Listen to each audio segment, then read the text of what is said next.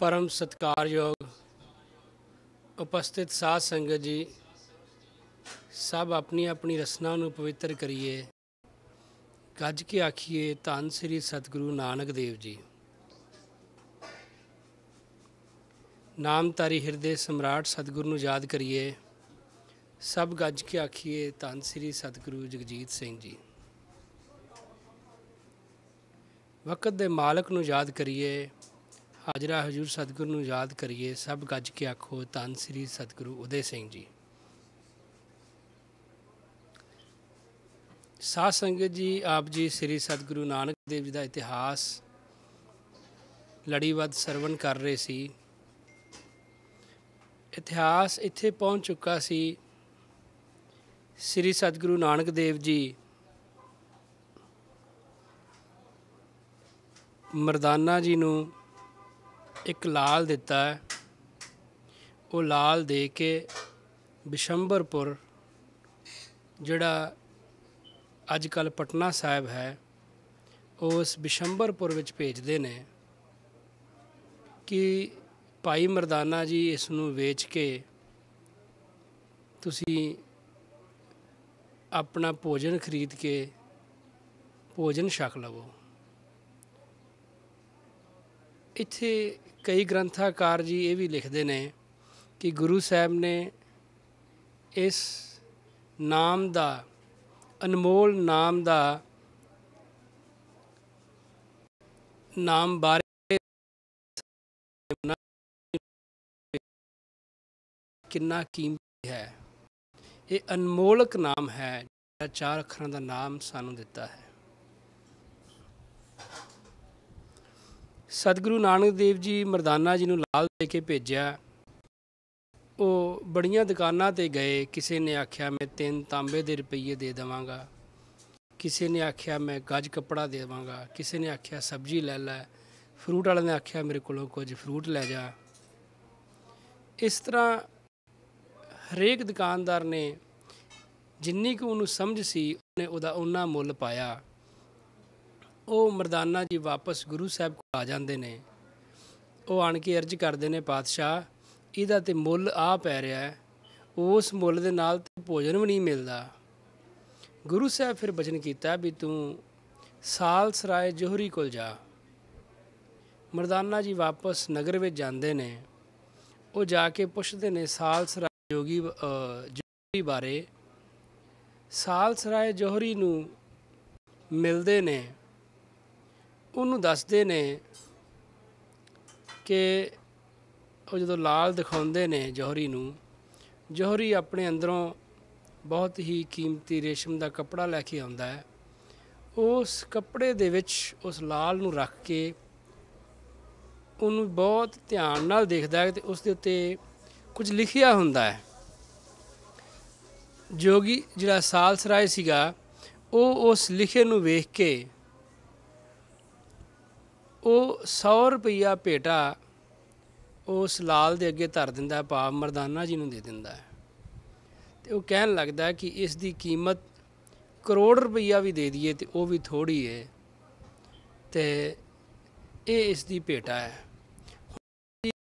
उस कोलों सुन के गल 100 रुपया लैके गुरु साहब कोल आउंदा। गुरु साहब हुक्म करते हैं मरदाने नूं कि आपां ये बेचना नहीं, तू ये देख जिस दे दर्शन कीतियां ही उसने 100 रुपया भेटा रख दी, इसकी कीमत कितनी होएगी। इस गल नूं उन्हें पढ़िया कि नाम अनमोलक सानू दिता है गुरु साहब ने। कोई एवें वाधू सच पातशाही दे उपदेश विच आउंदा है कि एवें बकरी वांगू मूँह मारते हैं।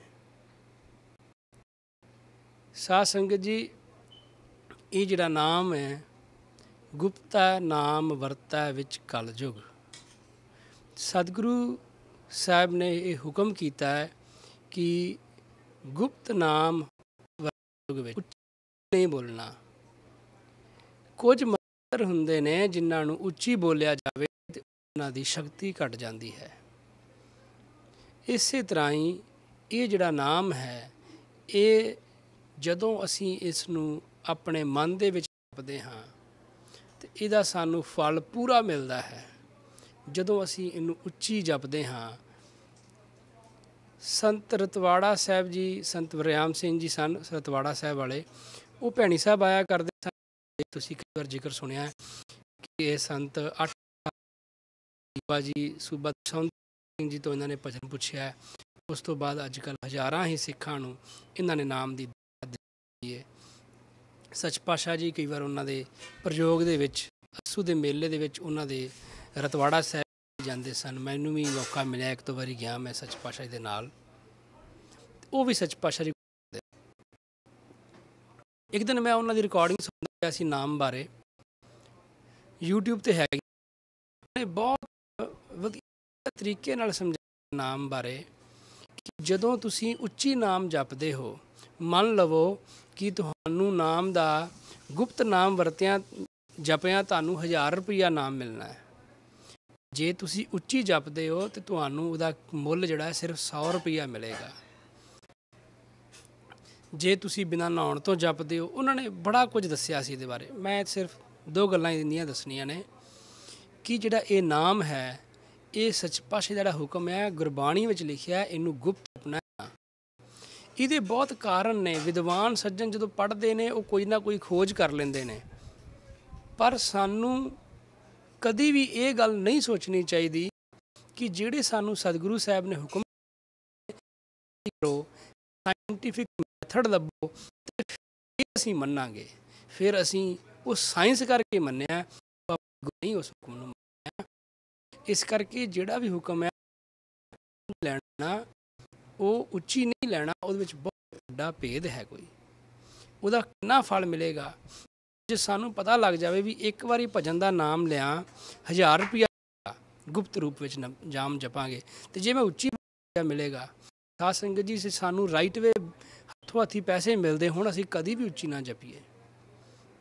ਇਸੇ ਤਰ੍ਹਾਂ ਹੀ ਹੈ ਜਿਹੜਾ ਇਹ ਸਤਿਗੁਰ ਦਾ ਹੁਕਮ ਹੈ, ਇਹਦਾ ਭੇਦ ਨਹੀਂ ਕੋਈ ਪਾ ਸਕਦਾ। ਕੋਈ ਬਹੁਤ ਜ਼ਿਆਦਾ ਵਿਦਵਾਨ, ਕੋਈ ਸਤਿਗੁਰ ਬਹੁਤ ਨੇੜੇ ਪਹੁੰਚ ਗਿਆ ਭਜਨ ਬੰਦਗੀ ਕਰਦਿਆਂ, ਉਹ ਕੋਈ ਇੱਕ ਅੱਧੀ ਚੀਜ਼ ਜਦੋਂ ਮਹਾਤਮਾ ਮਹਾਂਪੁਰਸ਼ ਦੱਸਦੇ ਨੇ, ਫਿਰ ਸਾਨੂੰ ਪਤਾ ਇਹਦਾ ਤੇ ਆਹ ਮਤਲਬ ਸੀ।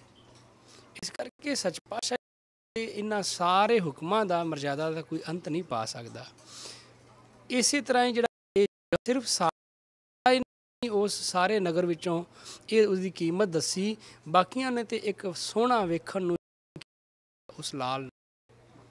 ਇਸੇ ਤਰ੍ਹਾਂ ਜਿਹੜਾ ਇਹ ਨਾਮ ਹੈ, ਇਹਨੂੰ ਤੇ ਲੋਕਾਂ ਨੇ ਪਖੰਡ ਬਣਾ ਲਿਆ। ਅੱਜ ਕੱਲ੍ਹ ਕੱਲੀ ਗੱਲ ਦੇ ਨਾਲ ਭਜਨ ਦਾ ਨਾਂ ਲਾਈ ਜਾਂਦੇ ਨੇ। ਇਸ ਕਰਕੇ ਇਹ ਬੜਾ ਸਤਿਕਾਰਯੋਗ ਨਾਮ ਹੈ ਜਿਹੜਾ ਸਤਿਗੁਰੂ ਨਾਨਕ ਦੇਵ ਜੀ ਨੇ ਦਿੱਤਾ ਹੈ। ਇਹ ਐਵੇਂ ਹੀ ਨਹੀਂ ਕਿ ਤੁਸੀਂ ਹਰ ਇੱਕ ਗੱਲ ਨਾਲ ਹੀ ਬੋਲੀ ਜਾਓ। ਇਹਨੂੰ ਬੜੇ ਪਿਆਰ ਨਾਲ ਮਨ ਨੂੰ ਟਿਕਾ ਕੇ ਇਹਦਾ ਨਾਮ ਜਪਿਆ ਜਾਵੇ ਤਾਂ ਇਹਦਾ ਬਹੁਤ ਫਲੀਭੂਤ ਹੁੰਦਾ ਹੈ। ਸੱਚ ਪਾਤਸ਼ਾਹ ਜੀ ਕੋਲ ਮਰਦਾਨਾ ਜੀ ਆ ਰਹੇ ਨੇ, ਜਾ ਰਹੇ ਨੇ। ਸੱਚ ਪਾਤਸ਼ਾਹ ਜੀ ਹੁਕਮ ਕਰ ਰਹੇ ਨੇ ਕਿ ਅਸੀਂ ਪੈਸੇ ਨਹੀਂ ਲੈਣੇ, ਜੇ ਵੇਚਣਾ ਨਹੀਂ ਤੇ ਪੈਸੇ ਨਹੀਂ ਲੈਣੇ। ਮਰਦਾਨਾ ਜੀ ਨੇ ਇੱਦਾਂ 6 ਚੱਕਰ ਮਾਰੇ, 7ਵੇਂ ਚੱਕਰ 'ਚ ਫਿਰ ਪਾਤਸ਼ਾਹ ਜੀ ਨੇ ਵਾਪਸ ਭੇਜ ਦਿੱਤਾ। ਮਰਦਾਨਾ ਜੀ ਜਾ ਕੇ ਉਹਦੇ ਘਰੇ ਪੈਸੇ ਕੱਟ ਕੇ ਆਪ ਉਸੇ ਤਰ੍ਹਾਂ ਹੀ ਵਾਪਸ ਆ ਜਾਂਦੇ ਨੇ। ਸਾਲਸਰਾਏ ਆਪਣੇ ਨੌਕਰ ਅਦਰਕੇ ਨੂੰ ਨਾਲ ਲੈ ਕੇ ਜਾਂਦਾ ਹੈ। ਉਹ ਸੋਚਦਾ ਆ ਕਿ ਇਹ ਬੜੇ ਵੱਡੇ ਮਹਾਂਪੁਰਸ਼ ਨੇ, ਜਿਹੜੇ ਕੋਈ ਮਹਾਤਮਾ ਹੋਣਗੇ ਜਿਹੜੇ 100 ਰੁਪਏ ਦੀ ਪਰਵਾਹ ਹੀ ਨਹੀਂ ਕਰਦੇ ਪਏ, ਕਿਉਂਕਿ ਉਹਨਾਂ ਟਾਈਮਾਂ 'ਚ 100 ਰੁਪਏ ਦੀ ਬਹੁਤ ਕੀਮਤ ਸੀ। ਉਹ ਸਾਲਸਰਾਏ ਜਦੋਂ ਆਇਆ, ਸੱਚ ਪਾਤਸ਼ਾਹ ਦੇ ਚਰਨਾਂ 'ਤੇ ਮੱਥਾ ਟੇਕਿਆ। ਮੱਥਾ ਟੇਕਦਾ ਆ, ਫਿਰ ਉਹ ਸੱਚ ਪਾਤਸ਼ਾਹ ਨੂੰ ਅਰਜ਼ ਕਰਦਾ। ਗੁਰੂ ਸਾਹਿਬ ਬਚਨ ਕਰਦੇ ਨੇ, ਵੇਚੇ ਲਾਲ ਧਨ ਲੈ ਸਹੀ। ਜੇ ਅਸੀਂ ਵੇਚਾਂਗੇ ਫਿਰ ਧਨ ਲਵਾਂਗੇ, ਬਿਨ ਵੇਚੇ ਕੈਸੇ ਧਨ ਲਈ। ਵੀ ਜਦੋਂ ਅਸੀਂ ਵੇਚਣਾ ਨਹੀਂ ਫਿਰ ਕਿਵੇਂ ਧਨ ਲੈ ਲਈਏ। ਅਸੀਂ ਧਨ ਨਹੀਂ ਲੈਣਾ। ਸਾਲਸਰਾਏ ਕਹਿੰਦਾ, ਮੈਂ ਬੜੇ ਸਾਧੂਆਂ ਨੂੰ ਮਿਲਿਆ, ਬੜੇ ਯੋਗੀਆਂ ਨੂੰ ਮਿਲਿਆ, ਬੜੇ ਉਦਾਸੀਆਂ ਨੂੰ ਮਿਲਿਆ, ਪਰ ਤੁਹਾਡੇ ਭੇਖ ਨਹੀਂ ਕਿਸੇ ਕੋਲ ਹੈਗਾ। ਤੁਹਾਡਾ ਵੱਖਰਾ ਭੇਖ ਹੈ।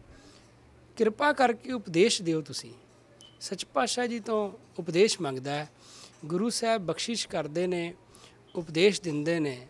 ਸਾਲਸਰਾਏ ਪਹਿਲਾਂ ਹੀ ਬਹੁਤ ਸਾਧੂ ਬਿਰਤੀ ਦਾ ਮਾਲਕ ਸੀ। ਉਹਦੇ ਕਪਾਟ ਖੁੱਲ੍ਹ ਗਏ, ਭਾਵ ਉਹ ਗਿਆਨ ਹੋ ਗਿਆ। ਜਦੋਂ ਗਿਆਨ ਹੋ ਗਿਆ 3 ਮਹੀਨੇ ਗੁਰੂ ਸਾਹਿਬ ਸਾਲ ਸਰਾਏ ਕੋਲ ਇੱਥੇ ਬਿਸ਼ੰਬਰਪੁਰ ਵਿੱਚ ਠਹਿਰੇ। ਸੱਚ ਪਾਤਸ਼ਾਹ ਜੀ ਫਿਰ ਸਾਲ ਸਰਾਏ ਨੂੰ ਮੰਜੀ ਦੀ ਉਪਾਧੀ ਦਿੱਤੀ, ਪਦਵੀ ਦਿੱਤੀ। ਮੰਜੀ ਦੀ ਜਦੋਂ ਪਦਵੀ ਬਖਸ਼ੀ ਤੇ ਨਾਲ ਬਚਨ ਕੀਤਾ ਕਿ ਜਿਹੜੀ ਇਹ ਮੰਜੀ ਦੀ ਪਦਵੀ ਹੈ ਇਹ ਤੂੰ ਆਪਣੇ ਕਿਸੇ ਪੁੱਤਰ ਨੂੰ ਨਹੀਂ ਦੇਣੀ ਆਪਣੇ ਜਾਣ ਤੋਂ ਬਾਅਦ, ਇਹ ਤੂੰ ਆਪਣੇ ਜਿਹੜਾ ਅਦਰਕੇ ਤੇਰਾ ਨੌਕਰ ਹੈ ਇਹ ਉਹਨੂੰ ਦੇਣੀ ਹੈ। ਨਾਲ ਬਚਨ ਕੀਤਾ ਕਿ ਸਭ ਤੋਂ ਪਹਿਲਾਂ ਤੁਹਾਡੇ ਦੋਵਾਂ ਵਿੱਚ, ਕਿਉਂਕਿ ਉਹਦਾ ਨੌਕਰ ਤੇ ਸਾਲ ਸਰਾਏ ਦੋਨੇ ਇਕੱਠੇ ਗੁਰੂ ਸਾਹਿਬ ਕੋਲ ਆਏ ਸਨ। ਜਦੋਂ ਗੁਰੂ ਸਾਹਿਬ ਨੇ ਉਪਦੇਸ਼ ਦਿੱਤਾ ਅਦਰਕੇ ਨੂੰ ਸਭ ਤੋਂ ਪਹਿਲਾਂ ਗਿਆਨ ਹੋਇਆ। ਗੁਰੂ ਸਾਹਿਬ ਹੁਕਮ ਕੀਤਾ ਅਸੀਂ ਅਦਰਕੇ ਨੂੰ ਹੀ ਇਹ ਮੰਜੀ ਸੌਂਪਣੀ ਸੀ, ਤੇਰੇ ਤੋਂ ਪਹਿਲਾਂ ਅਦਰਕੇ ਨੂੰ ਗਿਆਨ ਹੋਇਆ, ਪਰ ਤੂੰ ਉਹਦਾ ਮਾਲਕ ਹੈ, ਉਹ ਤੇਰਾ ਨੌਕਰ ਹੈ, ਇਸ ਕਰਕੇ ਤੈਨੂੰ ਪਦਵੀ ਦਿੰਦੇ ਹਾਂ। ਜਦੋਂ ਤੂੰ ਇਸ ਸਰੀਰ ਨੂੰ ਛੱਡ ਕੇ ਜਾਏਗਾ ਤੂੰ ਆਪਣੇ ਕਿਸੇ ਪੁੱਤਰ ਨੂੰ ਨਹੀਂ ਦੇਣੀ, ਇਹ ਮੰਜੀ ਜਿਹੜੀ ਹੈ ਤੂੰ ਅਦਰਕੇ ਨੂੰ ਦੇ ਕੇ ਜਾਣੀ ਹੈ। ਉਹ ਸਾਲ ਸਰਾਏ ਤੋਂ ਬਾਅਦ ਅਦਰਕੇ ਨੂੰ ਇਹ ਮੰਜੀ ਦੀ ਪਦਵੀ ਦਿੱਤੀ ਗਈ। ਅਦਰਕੇ ਦੀ ਸੰਤਾਨ ਜਿਹੜੀ ਅੱਗੋਂ ਹੋਈ ਸੀ ਉਹ ਗੁਲਾਬ ਰਾਏ 10ਵੇਂ ਪਾਤਸ਼ਾਹ ਜੀ ਤੱਕ ਰਹੇ। ਉਹ ਇੱਥੋਂ ਸਾਧ ਸੰਗਤ ਜਿਹੜੀ ਸੀ ਪਟਨਾ ਸਾਹਿਬ ਦੀ ਉਹ ਇੱਥੋਂ ਦਾ ਮਸੰਦ ਬਣਿਆ। ਬਾਅਦ 'ਚੋਂ ਉਹ ਸੰਗਤ ਨੂੰ ਇਕੱਠਿਆਂ ਕਰਕੇ ਅਨੰਦਪੁਰ ਸਾਹਿਬ ਲੈ ਕੇ ਜਾਇਆ ਕਰਦਾ ਸੀ। ਸੰਗਤ ਇੱਥੋਂ ਇਕੱਠਿਆਂ ਕਰਕੇ ਲੈ ਜਾਣਾ ਵੀ ਚਲੋ ਗੁਰੂ ਸਾਹਿਬ ਦੇ ਦਰਸ਼ਨ ਕਰਨ ਚੱਲੀਏ। ਇਹ ਪੀੜ੍ਹੀ ਦਰ ਪੀੜ੍ਹੀ ਜਿਹੜੇ ਸੀ ਅਦਰਕੇ ਦੀ ਜਿਹੜੀ ਸੰਤਾਨ ਸੀ ਉਹ ਗੁਰੂ ਘਰ ਦੇ ਨਾਲ ਜੁੜੀ ਰਹੀ, ਉਹਨਾਂ ਨੂੰ ਮੰਜੀ ਦੀ ਉਪਾਧੀ ਮਿਲੀ ਰਹੀ, ਭਾਵ ਉਸ ਇਲਾਕੇ ਦੇ ਉਹ ਮਸੰਦ ਬਣ ਗਏ। ਜਿਹੜਾ ਗੁਲਾਬ ਰਾਏ ਸੀ ਉਹਦਾ ਪੁੱਤਰ ਸੀ ਅੱਗੋਂ ਗੁਲਾਬ ਸਿੰਘ, ਗੁਲਾਬ ਰਾਏ ਬਾਅਦ 'ਚ ਗੁਲਾਬ ਸਿੰਘ ਬਣ ਗਿਆ ਜਦੋਂ ਭਜਨ ਪੁੱਛ ਲਿਆ। ਫਿਰ ਉਹ ਇੱਥੇ ਗੁਰਦੁਆਰੇ ਦਾ ਮਹੰਤ ਬਣਿਆ। ਜਿਹੜਾ ਇਹ ਸਾਲ ਸਰਾਏ ਸੀ, ਸਾਲ ਸਰਾਏ ਦੇ ਗਾਂ ਔਲਾਦ ਜਿਹੜੀ ਸੀ ਫਤਿਹ ਚੰਦ ਮੈਣੀ ਜਿਹੜਾ ਸੀ, ਗੁਰੂ ਸਾਹਿਬ ਉਹਦੇ ਘਰੇ ਜਾਇਆ ਕਰਦੇ ਸਨ ਬਚਪਨ ਵਿੱਚ। ਉਹਦੇ ਘਰੇ ਜਾ ਕੇ ਛੋਲਿਆਂ ਦਾ ਪ੍ਰਸ਼ਾਦਾ, ਛੋਲੇ ਖਾਣੇ, ਦੁੱਧ ਪੀਣਾ, ਮਤਲਬ ਇੱਦਾਂ ਦਾ ਰੋਜ਼ ਗੁਰੂ ਸਾਹਿਬ ਉਹਦੇ ਘਰੇ ਜਾਇਆ ਕਰਦੇ ਸਨ। ਜਿਸ ਸਥਾਨ 'ਤੇ ਗੁਰੂ ਸਾਹਿਬ ਗੁਰੂ ਨਾਨਕ ਦੇਵ ਜੀ ਠਹਿਰੇ ਸਨ ਉਸੇ ਸਥਾਨ 'ਚ ਫਿਰ 10ਵੇਂ ਪਾਤਸ਼ਾਹ ਦਾ ਪ੍ਰਕਾਸ਼ ਹੋਇਆ। ਅੱਜ ਉੱਥੇ ਗੁਰਦੁਆਰਾ ਸਾਹਿਬ ਬਣਿਆ ਹੋਇਆ ਹੈ। ਭਾਵ ਕਿ ਇਹ ਜਿਹੜੇ ਦੋਵੇਂ ਸਨ ਇਹ ਗੁਰੂ ਘਰ ਦੇ ਨਾਲ 10ਵੇਂ ਪਾਤਸ਼ਾਹ ਜੀ ਤੱਕ ਜੁੜੇ ਰਹੇ, ਉਹ ਗੁਰੂ ਸਾਹਿਬ ਦੇ ਨਾਲ ਹੀ ਰਹੇ। ਗੁਰੂ ਸਾਹਿਬ ਸਤਿਗੁਰੂ ਨਾਨਕ ਦੇਵ ਜੀ ਬੜੇ ਦੇਸ਼ਾਂ ਵਿੱਚ ਚਰਨ ਪਾਏ, ਜਿੱਥੇ ਵੀ ਜਾਂਦੇ ਸਨ ਲੋਕਾਂ ਦਾ ਉਦਾਰ ਕਰਦੇ ਸਨ, ਧਰਮਸ਼ਾਲਾ ਸਥਾਪਿਤ ਕਰਾਉਂਦੇ ਸਨ। ਉਹ ਪੀੜ੍ਹੀ ਦਰ ਪੀੜ੍ਹੀ ਗੁਰੂ ਘਰ ਦੇ ਨਾਲ ਸਿੱਖ ਜੁੜੇ ਰਹਿੰਦੇ ਸਨ। ਬਹੁਤ ਸਾਰੇ ਸਿੱਖ ਨੇ ਇਹ ਗੁਰੂ ਨਾਨਕ ਦੇਵ ਜੀ ਤੋਂ ਬਾਅਦ ਕੋਈ ਵੀ ਗੁਰੂ ਸਾਹਿਬ ਨੇ ਪੂਰੇ ਹਿੰਦੁਸਤਾਨ ਦਾ ਬਾਹਰ ਵਿਦੇਸ਼ਾਂ ਵਿੱਚ ਕਿਸੇ ਦੇਸ਼ ਸਿਰਫ ਜੇ ਭ੍ਰਮਣ ਕੀਤਾ ਤੇ ਗੁਰੂ ਤੇਗ ਬਹਾਦਰ ਜੀ ਅਸਾਮ ਵਿੱਚ ਆਏ ਨੇ, ਪਰ ਹੋਰ ਕੋਈ ਗੁਰੂ ਸਾਹਿਬ ਨਹੀਂ ਆਏ। ਗੁਰੂ ਗੋਬਿੰਦ ਸਿੰਘ ਦਾ ਪ੍ਰਕਾਸ਼ ਪਟਨਾ ਸਾਹਿਬ ਵਿਖੇ ਹੋਇਆ ਤੇ ਉਹ ਵਾਪਸ ਅਨੰਦਪੁਰ ਸਾਹਿਬ ਚਲੇ ਗਏ। ਉਹ ਪੰਜਾਬ ਵਿੱਚ ਹੀ ਰਹੇ ਗੁਰੂ ਗੋਬਿੰਦ ਸਿੰਘ ਜੀ, ਇਸ ਕਰਕੇ ਬਾਅਦ 'ਚ ਦੱਖਣ ਵਿੱਚ ਵੀ ਚਲੇ ਗਏ। ਭਾਵ ਪਰ ਜਦੋਂ ਗੁਰੂ ਗੋਬਿੰਦ ਸਿੰਘ ਜੀ ਨੇ ਇਹ ਖਾਲਸਾ ਪੰਥ ਦੀ ਸਾਜਨਾ ਕੀਤੀ ਸੀ, ਗੁਰੂ ਨਾਨਕ ਦੇਵ ਜੀ ਜਿੱਥੇ ਜਿੱਥੇ ਗਏ ਸਨ ਸਾਰੇ ਹਿੰਦੁਸਤਾਨ 'ਚ ਅਸਾਮ ਤੱਕ ਬੜੀ ਦੂਰ ਦੂਰ ਤੱਕ ਅਰਦਾਸਾਂ ਭੇਜੀਆਂ ਸੀ।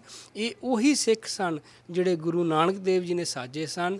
ਉਹ ਹਰੇਕ ਗੁਰੂ ਸਾਹਿਬ ਦੇ ਸਮੇਂ ਦੇ ਨਾਲ ਨਾਲ ਗੁਰੂ ਸਾਹਿਬ ਦੇ ਨਾਲ ਚੱਲਦੇ ਰਹੇ ਤੇ ਉਹੀ ਆਣ ਕੇ ਫਿਰ ਉਹਨਾਂ ਨੇ ਅਰਦਾਸਾਂ ਨੂੰ ਵੇਖ ਕੇ ਤੇ ਫਿਰ ਜਿਹੜਾ 80,000 ਦਾ ਇਕੱਠ ਸੀ ਅਨੰਦਪੁਰ ਸਾਹਿਬ ਵਿਖੇ ਜਦੋਂ ਖਾਲਸਾ ਪੰਥ ਦੀ ਸਾਜਨਾ ਕੀਤੀ, ਉਹ ਦੂਰੋਂ ਦੂਰੋਂ ਇਹੀ ਸਿੱਖ ਸਨ ਜਿਹੜੇ ਗੁਰੂ ਨਾਨਕ ਦੇਵ ਜੀ ਨੇ ਸਾਜੇ ਸਨ। ਸਾਧ ਸੰਗਤ ਜੀ, ਗੁਰੂ ਨਾਨਕ ਦੇਵ ਜੀ ਇੱਥੇ 3 ਮਹੀਨੇ ਠਹਿਰ ਕੇ ਇੱਥੋਂ ਫਿਰ ਬਖਸ਼ਿਸ਼ ਕੀਤੀ। ਫਿਰ ਅੱਗੇ ਨੂੰ ਚੱਲਦੇ ਨੇ। ਅੱਗੇ ਚੱਲਦਿਆਂ ਸਮੁੰਦਰ ਆ ਜਾਂਦਾ ਹੈ। ਸਮੁੰਦਰ ਦੇ ਵਿੱਚ ਇੱਕ ਮੱਛ ਸੀ। ਉਸ ਮੱਛ ਦੇ ਉੱਤੇ ਗੁਰੂ ਸਾਹਿਬ ਚੱਲਦੇ ਚੱਲਦੇ ਬਹੁਤ ਵੱਡਾ ਮੱਛ ਲਿਖਿਆ। ਉਹ ਲਿਖਦੇ ਨੇ ਕਿ ਉਸ ਮੱਛ ਦੇ ਉੱਤੇ ਚੱਲਦੇ ਗਏ, ਜਦੋਂ ਉਹਦੇ ਮੂੰਹ ਦੇ ਕੋਲ ਪਹੁੰਚੇ ਤੇ ਗੁਰੂ ਸਾਹਿਬ ਰਾਤ ਪੈ ਗਈ ਤੇ ਉਸ ਰਾਤ ਮੱਛ ਦੇ ਉੱਤੇ ਹੀ ਬਿਰਾਜੇ। ਬਹੁਤ ਵੱਡਾ ਮੱਛ ਸੀ।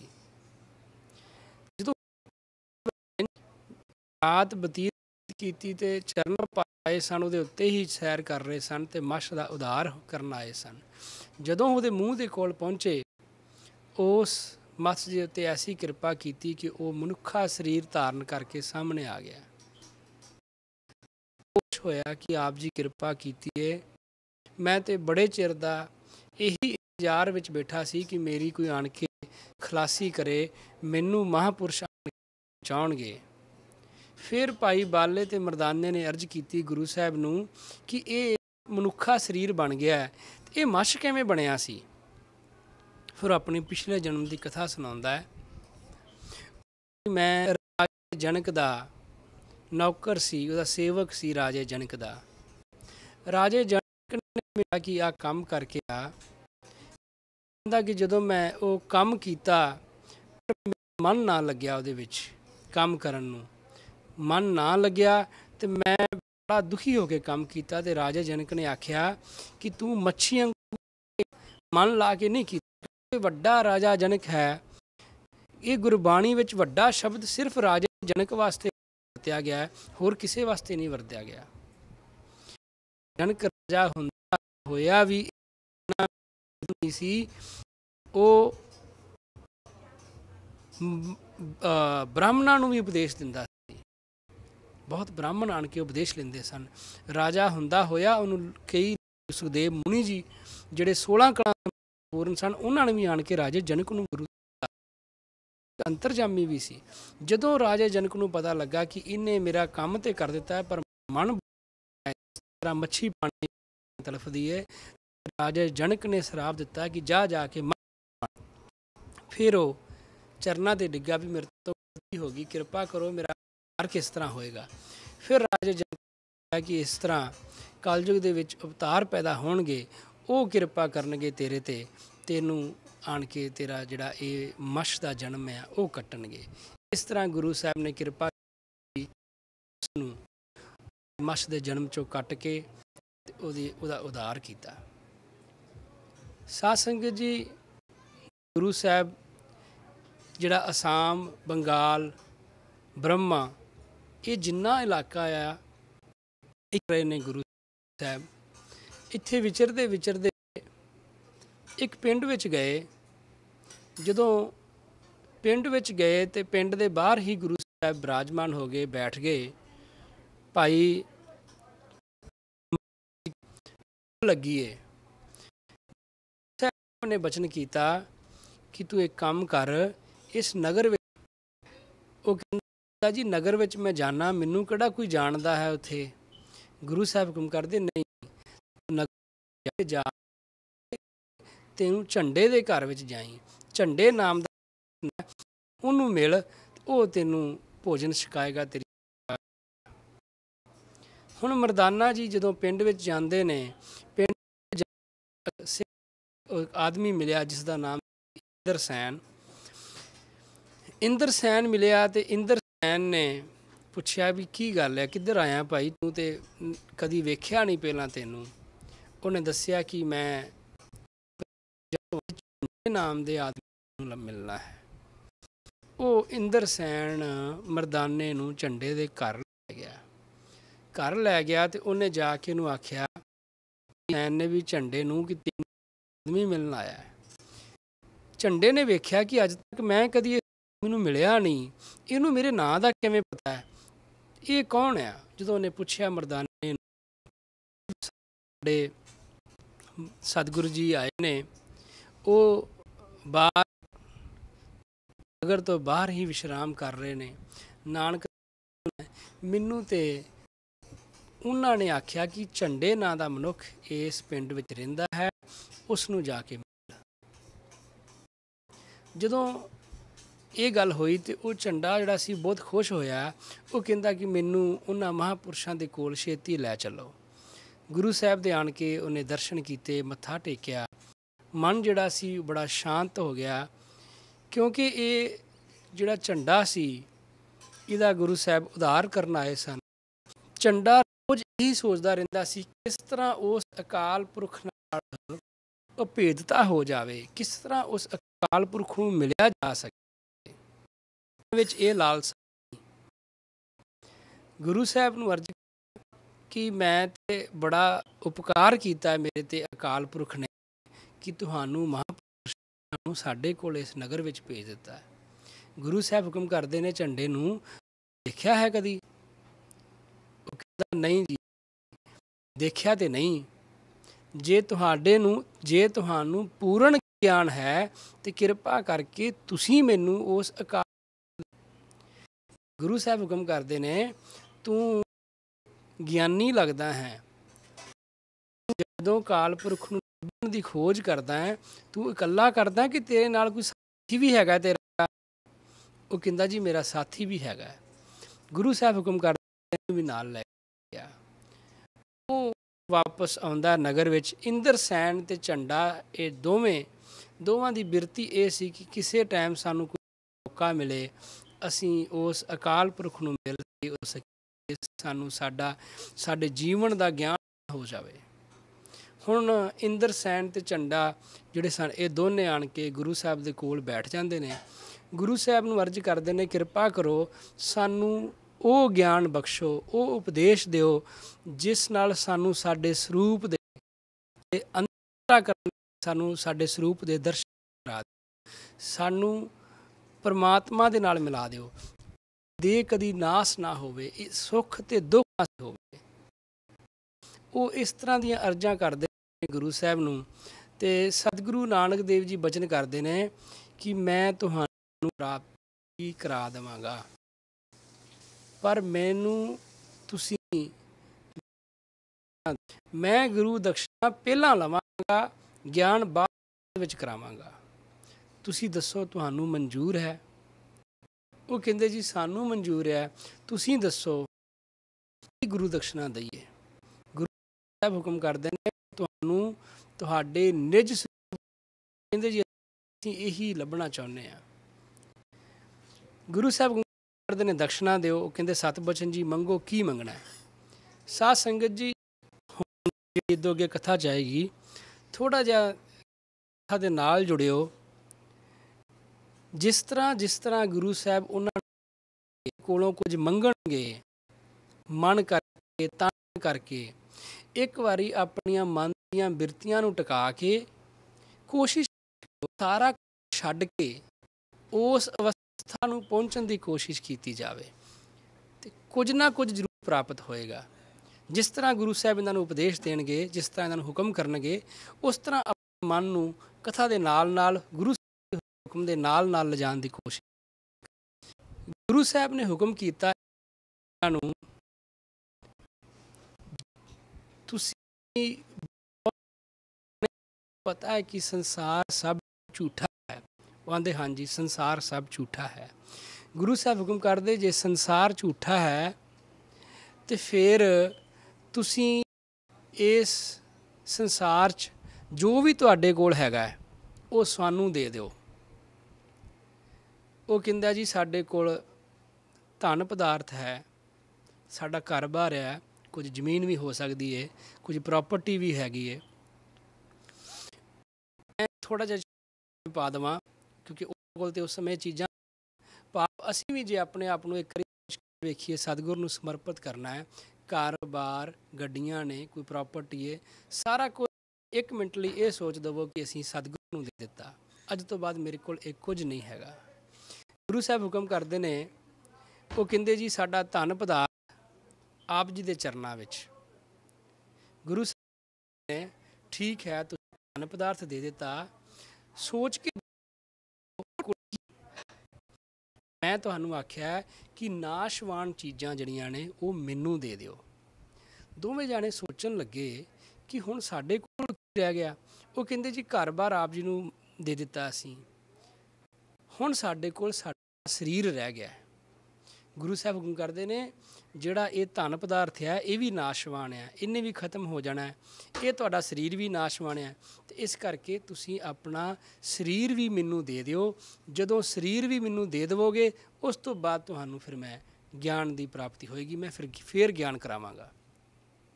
ਉਹ ਕਹਿੰਦੇ ਜੀ ਸਤ ਬਚਨ ਜੀ, ਅਸੀਂ ਆਪਣਾ ਸਰੀਰ ਵੀ ਤੁਹਾਨੂੰ ਦੇ ਦਿੱਤਾ, ਕਿਰਪਾ ਕਰਕੇ ਸਾਡਾ ਸਰੀਰ ਵੀ ਪ੍ਰਵਾਨ ਕਰੋ।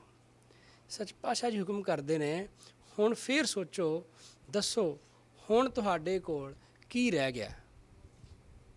ਦੋਵੇਂ ਜਾਣੇ ਆਪਸ ਵਿੱਚ ਬੜਾ ਸੋਚਦੇ ਨੇ ਵੀ ਹੁਣ ਸਾਡੇ ਕੋਲ ਕੀ ਰਹਿ ਗਿਆ। ਉਹ ਕਹਿੰਦੇ ਜੀ ਕਰਨ ਰਹਿ ਗਿਆ। ਅੰਤਾਕਰਨ ਕੀ ਹੁੰਦਾ ਹੈ? ਅੰਤਾਕਰਨ ਵਿੱਚ 4 ਚੀਜ਼ਾਂ ਹੁੰਦੀਆਂ, ਬੁੱਧੀ, ਚਿੱਤ ਤੇ ਹੰਕਾਰ। 4 ਚੀਜ਼ਾਂ ਜਦੋਂ ਇਕੱਠੀਆਂ ਹੋ ਜਾਣ ਤੇ ਇਸ ਨੂੰ ਅੰਤਕਰਨ ਆਖਿਆ ਜਾਂਦਾ ਹੈ। ਗੁਰੂ ਸਾਹਿਬ ਹੁਕਮ ਕਰਦੇ ਨੇ ਅੰਤਾਕਰਨ ਵੀ ਤੇ ਇਸੇ ਸਰੀਰ ਵਿੱਚ ਹੈ ਨਾ, ਤੁਸੀਂ ਅੰਤਾਕਰਨ ਵੀ ਆਪਣੇ। ਮੈਂ ਇੱਕ ਬੇਨਤੀ ਕਰ ਦੇਵਾਂ, ਮੱਥਾ ਟੇਕਦੇ ਹਾਂ, ਸਿਰ ਝੁਕਾਉਂਦੇ ਹਾਂ, ਉਸ ਆਖਿਆ ਜਾਂਦਾ ਹੈ ਕਿ ਮੇਰਾ ਸਿਰ ਤੁਹਾਡੇ ਚਰਨਾਂ ਵਿੱਚ ਸਮਰਪਿਤ ਹੈ, ਤੁਹਾਡੇ ਸਾਹਮਣੇ ਮੈਂ ਸਿਰ ਝੁਕਾ ਦਿੱਤਾ। ਪਰ ਸਿਰ ਝੁਕਾਉਣ ਦਾ ਮਤਲਬ ਇਹ ਨਹੀਂ ਹੁੰਦਾ ਕਿ ਮੈਂ ਆਪਣਾ ਮਨ ਵੀ ਝੁਕਾ ਦਿੱਤਾ। ਮਨ ਹੋ ਰਿਹਾ, ਸਰੀਰ ਹੋ ਰਿਹਾ। ਇਸ ਕਰਕੇ ਗੁਰਬਾਣੀ 'ਚ ਲਿਖਿਆ, ਮਨ ਵੇਚੈ ਸਤਿਗੁਰ ਕੇ ਪਾਸ, ਇਸ ਸੇਵਕ ਕੇ ਕਾਰਜ ਰਾਸ। ਉੱਥੇ ਮਨ ਆਖਿਆ ਵੀ ਜਿਹਨੇ ਮਨ ਸਤਿਗੁਰ ਨੂੰ ਦੇ ਦਿੱਤਾ, ਤੁਸੀਂ ਮਨ ਦੇ ਦੋਗੇ ਤੇ ਉਸ ਤੋਂ ਬਾਅਦ ਤੁਹਾਡੇ ਕਾਰਜ ਜਿਹੜੇ ਨੇ ਉਹ ਰਾਸ ਹੋਣਗੇ। ਇਸੇ ਕਰਕੇ ਉਹ ਵੀ ਜਿਹੜੇ ਸਨ ਗਿਆਨੀ ਸਨ, ਝੰਡਾ ਤੇ ਇੰਦਰ ਸੈਨ ਜਿਹੜੇ ਸਨ, ਇਸ ਕਰਕੇ ਉਹਨਾਂ ਨੇ ਆਖਿਆ ਜੀ ਹੁਣ ਅੰਤਾਕਰਨ ਰਹਿ ਗਿਆ। ਅੰਤਾਕਰਨ 'ਚ ਪਹਿਲਾਂ ਆਉਂਦਾ ਮਨ। ਮਨ ਕੀ ਹੁੰਦਾ ਹੈ? ਮਨ ਵਿੱਚ ਹੁੰਦਾ ਸੰਕਲਪ ਤੇ ਵਿਕਲਪ, 2 ਚੀਜ਼ਾਂ ਹੁੰਦੀਆਂ ਨੇ, ਜਿਸ ਨੂੰ ਅਸੀਂ ਫੁਰਨਾ ਵੀ ਆਖਦੇ ਹਾਂ ਕਿ ਮੇਰੇ ਮਨ 'ਚ ਆਹ ਫੁਰਨਾ ਫੁਰਿਆ। ਉਸ ਤੋਂ ਬੁੱਧੀ, ਜਿਹੜੀ ਬੁੱਧੀ ਹੁੰਦੀ ਹੈ ਉਸ ਵਿੱਚ ਹੁੰਦਾ ਵਿਚਾਰ ਤੇ ਨਿਸ਼ਚਾ ਪੈਦਾ ਹੁੰਦਾ ਸਾਡੀ ਬੁੱਧੀ ਵਿੱਚ। ਚਿੱਤ ਤੋਂ ਭਾਵ ਯਾਦਾਸ਼ਤ, ਸਾਡੀ ਅਸੀਂ ਯਾਦ ਹੁੰਦੀ। ਹੰਕਾਰ ਤੇ ਹੈਗਾ ਹੰਕਾਰ ਆਪਸ ਵਿੱਚ। ਉਹਨਾਂ ਨੇ ਇਹੀ ਅਰਜ਼ ਕੀਤੀ ਹੈ ਗਰੀਬ ਨਵਾਜ ਜੀ ਕਿ ਅਸੀਂ ਜੀ ਦੇ ਚਰਨਾਂ ਦੇ ਵਿੱਚ ਆਪਣਾ ਅੰਤਾਕਰਨ ਵੀ ਜਿਹੜਾ ਹੈ ਉਹ ਵੀ ਤੁਹਾਡੇ ਚਰਨਾਂ ਵਿੱਚ ਸਮਰਪਿਤ ਕਰ ਦਿੱਤਾ। ਜਦੋਂ ਉਹਨਾਂ ਨੇ ਅਰਜ਼ ਕੀਤਾ, ਤੁਸੀਂ ਬਹੁਤ ਸਿਆਣੇ ਹੋ, ਤੁਸੀਂ ਆਪਣੇ ਇਹਨਾਂ 5 ਅੰਤਾਕਰਨ ਨੂੰ ਵੀ ਮੈਨੂੰ ਦੇ ਦਿੱਤਾ ਹੈ। ਇਹ 5 ਤੱਤਾਂ ਦੇ ਸਰੀਰ ਬਣਿਆ ਹੈ। ਅੰਤਾਕਰਨ ਵੀ 5 ਤੱਤਾਂ 'ਚ ਹੀ ਬਣਦਾ, ਸਰੀਰ ਵਿੱਚ ਹੀ ਅੰਤਾਕਰਨ ਹੈ। ਤਾਂ ਹੁਣ ਦੱਸੋ ਤੁਹਾਨੂੰ ਗਿਆਨ ਦੀ ਪ੍ਰਾਪਤੀ, ਹੁਣ ਤੁਹਾਡੇ ਕੋਲ ਹੋਰ ਕੀ ਰਹਿ ਗਿਆ? ਜਦੋਂ ਉਹਨਾਂ ਨੇ ਇਸ ਤਰ੍ਹਾਂ ਸੋਚਿਆ ਕਿ ਹੁਣ ਸੋਚਣ ਲੱਗੇ ਦੋਵੇਂ ਜਾਣੇ, ਅੰਤਾਕਰਨ ਵੀ ਦੇ ਦਿੱਤਾ, ਹੁਣ ਸਾਡੇ ਕੋਲ ਗੁਰੂ ਸਾਹਿਬ ਨੂੰ ਦੇਣ ਵਾਸਤੇ ਕੀ ਰਹਿ ਗਿਆ? ਉਹ ਦੋਵਾਂ ਨੇ ਮਨ ਦੇ ਵਿੱਚ ਇੱਕ ਸ਼ੰਕਾ ਪੈਦਾ ਕੀਤਾ ਕਿ ਜੇ ਕੋਈ ਸਾਡੇ ਕੋਲ ਹੁਣ ਸ਼ੰਕਾ ਹੋਵੇ ਤਾਂ ਉਹ ਗੁਰੂ ਸਾਹਿਬ ਨੂੰ ਦੇ ਦਈਏ। ਤੇ ਗੁਰੂ ਸਾਹਿਬ ਨੇ ਨਾ, ਕਿਉਂਕਿ ਗੁਰੂ ਸਾਹਿਬ ਬਚਨ ਕਰ ਦਿੱਤਾ ਕਿ ਤੁਸੀਂ ਮਨ ਆਪਣਾ ਜਿਹੜਾ ਹੈ ਉਹ ਮੈਨੂੰ ਦੇ ਦਿੱਤਾ ਹੈ, ਇਸ ਕਰਕੇ ਤੁਸੀਂ ਅਧਿਕ ਨਹੀਂ ਕਿ ਤੁਸੀਂ ਆਪਣੇ ਮਨ ਦੇ ਵਿੱਚ ਕੁਝ ਸੋਚ ਸਕੋ, ਕੋਈ ਸ਼ੰਕਾ ਲਿਆ ਸਕੋ। ਇਸ ਕਰਕੇ ਤੁਸੀਂ ਇਸ ਮਨ ਨੂੰ ਵਰਤ ਨਹੀਂ ਸਕਦੇ ਹੋ, ਕਿਉਂਕਿ ਤੁਸੀਂ ਮਨ ਵੀ ਮੈਨੂੰ ਦੇ ਦਿੱਤਾ, ਅੰਤਾਕਰਨ ਦਿੱਤਾ, ਅੰਤਾਕਰਨ ਦੇ ਵਿੱਚ ਮਨ ਵੀ ਆ ਗਿਆ। ਉਹ ਕਹਿੰਦੇ ਜੀ ਬਿਲਕੁਲ ਗੱਲ ਠੀਕ ਹੈ। ਉਹ ਫਿਰ ਹੁਣ ਸੱਚ ਪਾਤਸ਼ਾਹ ਜੀ ਫਿਰ ਬਚਨ ਕੀਤਾ, ਹੁਣ ਦੱਸੋ ਹੁਣ ਤੁਹਾਡੇ ਕੋਲ ਹੋਰ ਕੀ ਰਹਿ ਗਿਆ? ਜਦੋਂ ਗੁਰੂ ਸਾਹਿਬ ਨੇ ਇਹ ਬਚਨ ਕੀਤਾ ਵੀ ਹੁਣ ਜੋ ਰਹਿ ਗਿਆ ਉਹ ਵੀ ਮੈਨੂੰ ਸੌਂਪ ਦਿਓ, ਉਹਨਾਂ ਨੇ ਮਨ 'ਚ ਸੰਕਲਪ ਬਿਠਾਇਆ। ਹੁਣ ਉਹਨਾਂ ਦੇ ਵਿੱਚ ਇਹ ਗੱਲ ਆਈ ਕਿ ਕੁਝ ਨਿਰਣਾ ਕਰੀਏ, ਚਿੱਤਾਂ ਸੋਚਣ ਲੱਗੇ। ਗੁਰੂ ਸਾਹਿਬ ਨੂੰ ਕੀਤਾ, ਤੁਸੀਂ ਉਹਨਾਂ ਨੇ ਨਿਸ਼ਚਾ ਕੀਤਾ, ਤੁਸੀਂ ਬੁੱਧੀ ਜਿਹੜੀ ਹੈ ਉਹ ਵੀ ਦੇ ਚੁੱਕੇ ਹੋ, ਇਸ ਕਰਕੇ ਤੁਸੀਂ ਉਸ ਵਿੱਚ ਨਿਸ਼ਚਾ ਵੀ ਨਹੀਂ ਸੋਚ ਸਕਦੇ, ਕੋਈ ਚਿਤਵਨਾ ਨਹੀਂ ਤੁਸੀਂ ਉਹ ਵੀ ਦੇ ਦਿੱਤੀ ਹੈ। ਉਹ ਫੇਰ ਦੁਬਾਰਾ ਸੋਚਦੇ ਨੇ ਕਿ ਬਿਲਕੁਲ ਗੁਰੂ ਦਿੱਤਾ ਹੈ, ਹੁਣ ਸਾਡੇ ਕੋਲ ਕੀ ਰਹਿ ਗਿਆ? ਗੁਰੂ ਸਾਹਿਬ ਨੇ ਜਦੋਂ ਇਸ ਤਰ੍ਹਾਂ 2-3 ਵਾਰੀ ਬਚਨ ਕੀਤਾ, ਮਨ ਦੇ ਵਿੱਚ ਇਹ ਗੱਲ ਫੇਰ ਦੁਬਾਰਾ ਸੋਚ ਲੱਗੇ ਵੀ ਅਸੀਂ ਸਰੀਰ ਵੀ ਦੇ ਦਿੱਤਾ, ਧਨ ਪਦਾਰਥ ਵੀ ਦੇ ਦਿੱਤਾ, ਮਨ ਵੀ ਦੇ ਦਿੱਤਾ, ਹੁਣ ਨਹੀਂ ਕੁਝ, ਹੁਣ ਕੀ ਰਹਿ ਗਿਆ? ਤੇ ਫੇਰ ਮਨ 'ਚ ਹੰਕਾਰ ਆ ਗਿਆ ਵੀ ਮੈਂ ਜੀ ਸਤਿਗੁਰੂ ਨੂੰ ਦੇ ਦਿੱਤਾ, ਮੇਰੇ ਕੋਲ ਤੇ ਕੁਝ ਵੀ ਨਾ ਰਿਹਾ। ਮੇਰੇ ਵਰਗਾ ਕੌਣ ਆ ਜਿਹਨੇ ਮਨ ਦੇ ਅੰਦਰ ਜਾ ਕੇ ਸੰਕਲਪ ਕੀਤਾ ਸਤਿਗੁਰੂ ਨੂੰ? ਉਹ ਹੰਕਾਰ ਆ ਗਿਆ। ਫਿਰ ਗੁਰੂ ਸਾਹਿਬ, ਕਿਉਂਕਿ ਇਹ ਉਹ ਮਨ 'ਚ ਸੋਚਦੇ ਸਨ ਅਤੇ ਗੁਰੂ ਸਾਹਿਬ ਉਹਨਾਂ 'ਤੇ ਕਿਰਪਾ। ਫਿਰ ਸੱਚੇ ਪਾਤਸ਼ਾਹ ਜੀ ਹੁਕਮ ਕੀਤਾ, ਇਹ ਹੰਕਾਰ ਵੀ ਉਸ ਅੰਤःਕਰਨ ਦਾ ਹੀ ਇੱਕ ਹਿੱਸਾ ਹੈ, ਇਸ ਕਰਕੇ ਤੁਸੀਂ ਹੰਕਾਰ ਵੀ ਨਹੀਂ ਕਰ ਸਕਦੇ। ਜਦੋਂ ਇਹ ਬਚਨ ਕੀਤਾ, ਜਿਹੜਾ ਇੰਦਰਸੈਨ ਸੀ, ਇੰਦਰਸੈਨ ਇੱਕਦਮ ਖਾਲੀ ਹੋ ਗਿਆ ਮਨ। ਜਦੋਂ ਖਾਲੀ ਹੋ ਗਿਆ ਤੇ ਉਹਦੀ ਉਸੇ ਵੇਲੇ ਸਮਾਧੀ ਲੱਗ ਗਈ। ਸਿਰਫ ਇੰਨਾ ਹੀ ਗਿਆਨ ਹੈ, ਅਸੀਂ ਆਪਣੇ ਆਪ ਨੂੰ ਖਾਲੀ ਕਰਕੇ ਸਤਿਗੁਰ ਅੱਗੇ ਸਮਰਪਿਤ ਕਰ ਦੇਣਾ ਹੈ। ਸੰਕਲਪ ਵਿਕਲਪ ਦਾ ਇੱਕ ਮੈਂ ਥੋੜ੍ਹਾ ਜਿਹਾ ਵਿਆਖਿਆ, ਕਾਫੀਆਂ ਨੂੰ ਪਤਾ ਹੋਏਗਾ, ਕੁਝ ਬੱਚਿਆਂ ਨੂੰ ਜਾਂ ਕਿਸੇ ਨੂੰ ਨਾ ਪਤਾ ਹੋਵੇ। ਸੰਕਲਪ ਅਤੇ ਵਿਕਲਪ ਦੋ ਚੀਜ਼ਾਂ ਨੇ। ਜਿਵੇਂ ਅਸੀਂ ਬਾਜ਼ਾਰ ਵਿੱਚ ਜਾਂਦੇ ਹਾਂ, ਇੱਕ ਬੰਦਾ ਮਨ ਵਿੱਚ ਸੋਚਦਾ ਹੈ ਕਿ ਬੜੀ ਵਧੀਆ ਮਠਿਆਈ ਦੀ ਦੁਕਾਨ ਜਾਂ ਕਿਸੇ ਫਰੂਟ ਦੀ ਦੁਕਾਨ ਆ, ਮੈਂ ਭੁੱਖ ਲੱਗੀ ਕੁਝ ਖਾ ਲਵਾਂ। ਮਨ ਵਿੱਚ ਸਵਾਲ ਆਇਆ ਕਿ ਕੁਝ ਖਾਣ ਨੂੰ ਜੀਅ ਕਰਦਾ ਹੈ, ਨਾਲ ਹੀ ਫਿਰ ਸੰਕਲਪ ਅਤੇ ਵਿਕਲਪ ਉੱਠਿਆ। ਪਹਿਲਾਂ ਸੰਕਲਪ ਆਇਆ, ਫਿਰ ਵਿਕਲਪ ਆਇਆ ਕਿ ਖਾਣ ਨੂੰ ਜੀਅ ਕਰਦਾ, ਜੇਬ 'ਚ ਪੈਸੇ ਹੈਗੇ ਨੇ। ਫਿਰ ਸੰਕਲਪ ਨੇ ਜਵਾਬ ਦਿੱਤਾ, ਪੈਸੇ ਤਾਂ ਨਹੀਂ ਹੈਗੇ। ਫਿਰ ਵਿਕਲਪ ਨੇ ਆਖਿਆ ਵੀ ਖਾਏਂਗਾ ਕਿਸ ਤਰ੍ਹਾਂ। ਇਹ ਮਨ ਦੇ ਵਿੱਚ ਜਿਹੜੇ ਇਹ ਫੁਰਨੇ ਨੇ, ਇਹ ਜਿਹੜੀਆਂ ਕਨਵਰਸੇਸ਼ਨ ਸਾਡੇ ਮਨ ਦੇ ਵਿੱਚ ਚੱਲਦੀ ਏ, ਇਹਨੂੰ ਸੰਕਲਪ ਅਤੇ ਵਿਕਲਪ ਆਖਦੇ ਨੇ। ਹੁਣ ਉਸ ਬੰਦੇ ਨੇ ਮਨ ਵਿੱਚ ਸੋਚਿਆ ਕਿ ਇੱਥੇ ਤਾਂ ਰਸ਼ ਬੜਾ ਦੁਕਾਨ 'ਤੇ, ਫਿਰ ਕੀ ਹੋਇਆ, ਮੈਂ ਚੁੱਕ ਕੇ ਖਾ ਲਵਾਂਗਾ, ਇਹ ਦੁਕਾਨਦਾਰ ਨੂੰ ਕਿਹੜਾ ਪਤਾ। ਹੁਣ ਸੰਕਲਪ ਅਤੇ ਵਿਕਲਪ ਜਿਹੜੇ ਨੇ, ਇਹਨਾਂ ਨੇ ਦੋ ਪਹਿਲੂ, ਦੋ ਚੀਜ਼ਾਂ ਮਨ ਦੇ ਅੱਗੇ ਰੱਖ ਦਿੱਤੀਆਂ। ਮਨ ਦੇ ਵਿੱਚ ਚੋਰੀ ਚੁੱਕ ਕੇ ਖਾ ਲਿਆ। ਹੁਣ ਇੱਥੇ ਨਿਰਣਾ ਕਿੰਨੇ,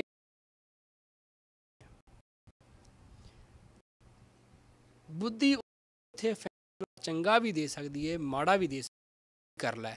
ਬੁੱਧੀ ਫੈਸਲਾ ਇਹ ਵੀ ਦੇ ਸਕਦੀ ਹੈ, ਨਹੀਂ ਜੇ ਚੋਰੀ ਕਰੇਗਾ ਬੇਇੱਜ਼ਤੀ ਹੋਏਗੀ, ਕੁੱਟਣਗੇ, ਮਾਰਨਗੇ। ਇੱਥੇ ਬੁੱਧੀ ਕੋਈ ਵੀ ਫੈਸਲਾ ਕਦੀ ਇਹ ਨਹੀਂ ਆਖੀ ਜਾਂਦੀ। ਉਹ ਆਂਦੇ ਨੇ ਇਹਦੀ ਬੁੱਧ ਭ੍ਰਿਸ਼ਟ ਗਈ, ਚੰਗੇ ਫੈਸਲੇ ਨਹੀਂ ਲੈ ਸਕਦੇ। ਉੱਥੇ ਕਦੀ ਇਹ ਨਹੀਂ ਆਂਦੇ ਇਹਦਾ ਮਨ ਮਾੜਾ ਹੋ ਗਿਆ, ਮਨ ਮਲੀਨ ਹੋ ਗਿਆ ਆਖਿਆ ਜਾਂਦਾ ਹੈ, ਬੁੱਧ ਭ੍ਰਿਸ਼ਟ ਗਈ ਆਖਿਆ ਜਾਂਦਾ ਹੈ। ਫਿਰ ਆਖਦਾ ਜੈਸਾ ਮਨ ਤੈਸਾ। ਖਾਣ ਪੀਣ ਦੇ ਨਾਲ ਤੇ ਸਾਧਨਾ ਕਰਨ ਦੇ ਨਾਲ, ਵਿਦਵਾਨਾਂ ਤੋਂ, ਵਿਚਾਰਵਾਨਾਂ ਤੋਂ ਕਥਾਵਾਂ ਸੁਣਨ ਦਾ, ਉਪਦੇਸ਼ ਨਾਲ, ਗੁਰਬਾਣੀ ਪੜ੍ਹਨ ਨਾਲ ਮਨ ਦੇ ਵਿੱਚ ਜਦੋਂ ਕਨਵਰਸੇਸ਼ਨ ਹੋਏਗੀ, ਉਹ ਕਨਵਰਸੇਸ਼ਨ ਦੇ ਵਿੱਚ ਜਿਹੜੀ ਬੁੱਧੀ ਹੈ ਵੀ ਤੈਨੂੰ ਹੁਕਮ ਖਾਣ ਦਾ ਚੋਰੀ, ਤੈਨੂੰ ਹੁਕਮ ਹੈ ਪੈਸੇ ਦੇ ਕੇ ਖਾਣ ਦਾ। 10 ਨੌਆਂ ਦੀ ਤੋਂ ਬਾਅਦ ਉਹਨਾਂ ਆਪਣੇ ਜਿਹੜੇ ਮਰਜ਼ਾਦਾ ਆ, ਰੂਲ ਰੈਗੂਲੇਸ਼ਨਸ ਕਹਿ ਲਓ ਚਾਹੇ, ਉਹਨਾਂ ਨੂੰ ਸੋਚ ਕੇ ਜਿਹੜਾ ਕਰਦੀ ਹੈ ਵਿੱਚ ਚੱਲਦੀਆਂ ਨੇ, ਇਹਨੂੰ ਕਹਿੰਦੇ ਨੇ ਸੰਕਲਪ ਤੇ ਵਿਕਲਪ। ਤੇ ਫਿਰ ਜਿਹੜਾ ਫੈਸਲਾ ਕਰਦੀ ਉਹ ਬੁੱਧੀ ਇਸ ਤਰ੍ਹਾਂ ਫੈਸਲਾ ਕਰਦੀ ਹੈ। ਅਸੀਂ ਮਰਜ਼ਾਦਾ ਨੂੰ ਧਾਰਨ ਕਰਨਾ ਆ, ਉਹ ਸਾਡੇ ਮਨ ਦੇ ਵਿੱਚ ਬੜੇ ਘੋਲ ਹੁੰਦੇ ਰਹਿੰਦੇ ਨੇ। ਕਈ ਵਾਰ ਸਿੱਖੀ ਨੂੰ ਕਿਸ ਤਰ੍ਹਾਂ ਉਹ ਸਿੱਖਦਾ, ਕਹਿੰਦਾ ਬਹੁਤ ਸੋਹਣੀ ਗੱਲ ਕਹਿੰਦਾ, ਉਹ ਕਹਿੰਦਾ ਜੇ ਤੁਸੀਂ ਰੱਬ ਨੂੰ ਪਾਉਣਾ ਹੈ ਨਾ, ਰੱਬ ਨੂੰ ਪਾਉਣ ਵਾਸਤੇ ਤੁਹਾਨੂੰ ਕਿਸੇ ਵੀ ਸੋਝੀ ਦੀ ਲੋੜ ਨਹੀਂ, ਤੁਹਾਨੂੰ ਕਿਸੇ ਦੀ ਲੋੜ ਨਹੀਂ। ਭਟਕਦੇ ਹਾਂ ਕਦੋਂ, ਜਦੋਂ ਅਸੀਂ ਆਪਣਾ ਦਿਮਾਗ ਵਰਤਦੇ ਹਾਂ। ਹੁਣ ਗੁਰੂ ਸਾਹਿਬ ਨੇ ਕੀ ਉਪਦੇਸ਼ ਦਿੱਤਾ ਕਿ ਤੁਸੀਂ ਆਪਣੇ ਮਨ ਚੋਂ, ਤਨ ਚੋਂ ਸਾਰਾ ਕੁਝ ਕੱਢ ਕੇ ਖਾਲੀ ਦਾ ਵਾਸਾ ਹੋਏਗਾ। ਤੇ ਕੁਝ ਵੀ ਨਹੀਂ ਹੈਗਾ, ਮਨਾਂ ਵਿੱਚ ਰੱਬ ਵਸਦਾ ਹੈ। ਬੁੱਲੇ ਸ਼ਾਹ ਨੇ ਆਖਿਆ ਸੀ, ਰੱਬ ਦਾ ਕੀ ਪਾਉਣਾ, ਇੱਧਰੋਂ ਪੁੱਟਣਾ ਤੇ ਇੱਧਰ ਲਾਉਣਾ। ਗੱਲ ਤੇ ਸਿਰਫ ਇੰਨੀ ਹੋਈ, ਬੜਾ ਸੌਖਾ ਹੈ ਰੱਬ ਨੂੰ ਪਾਉਣਾ, ਪਰ ਜੇ ਇਸ ਤਰ੍ਹਾਂ ਮਨ ਬਣ ਜਾਵੇ, ਸਾਰਾ ਕੁਝ ਸਤਿਗੁਰ ਨੂੰ ਸਮਰਪਿਤ ਕਰ ਦੇਣਾ।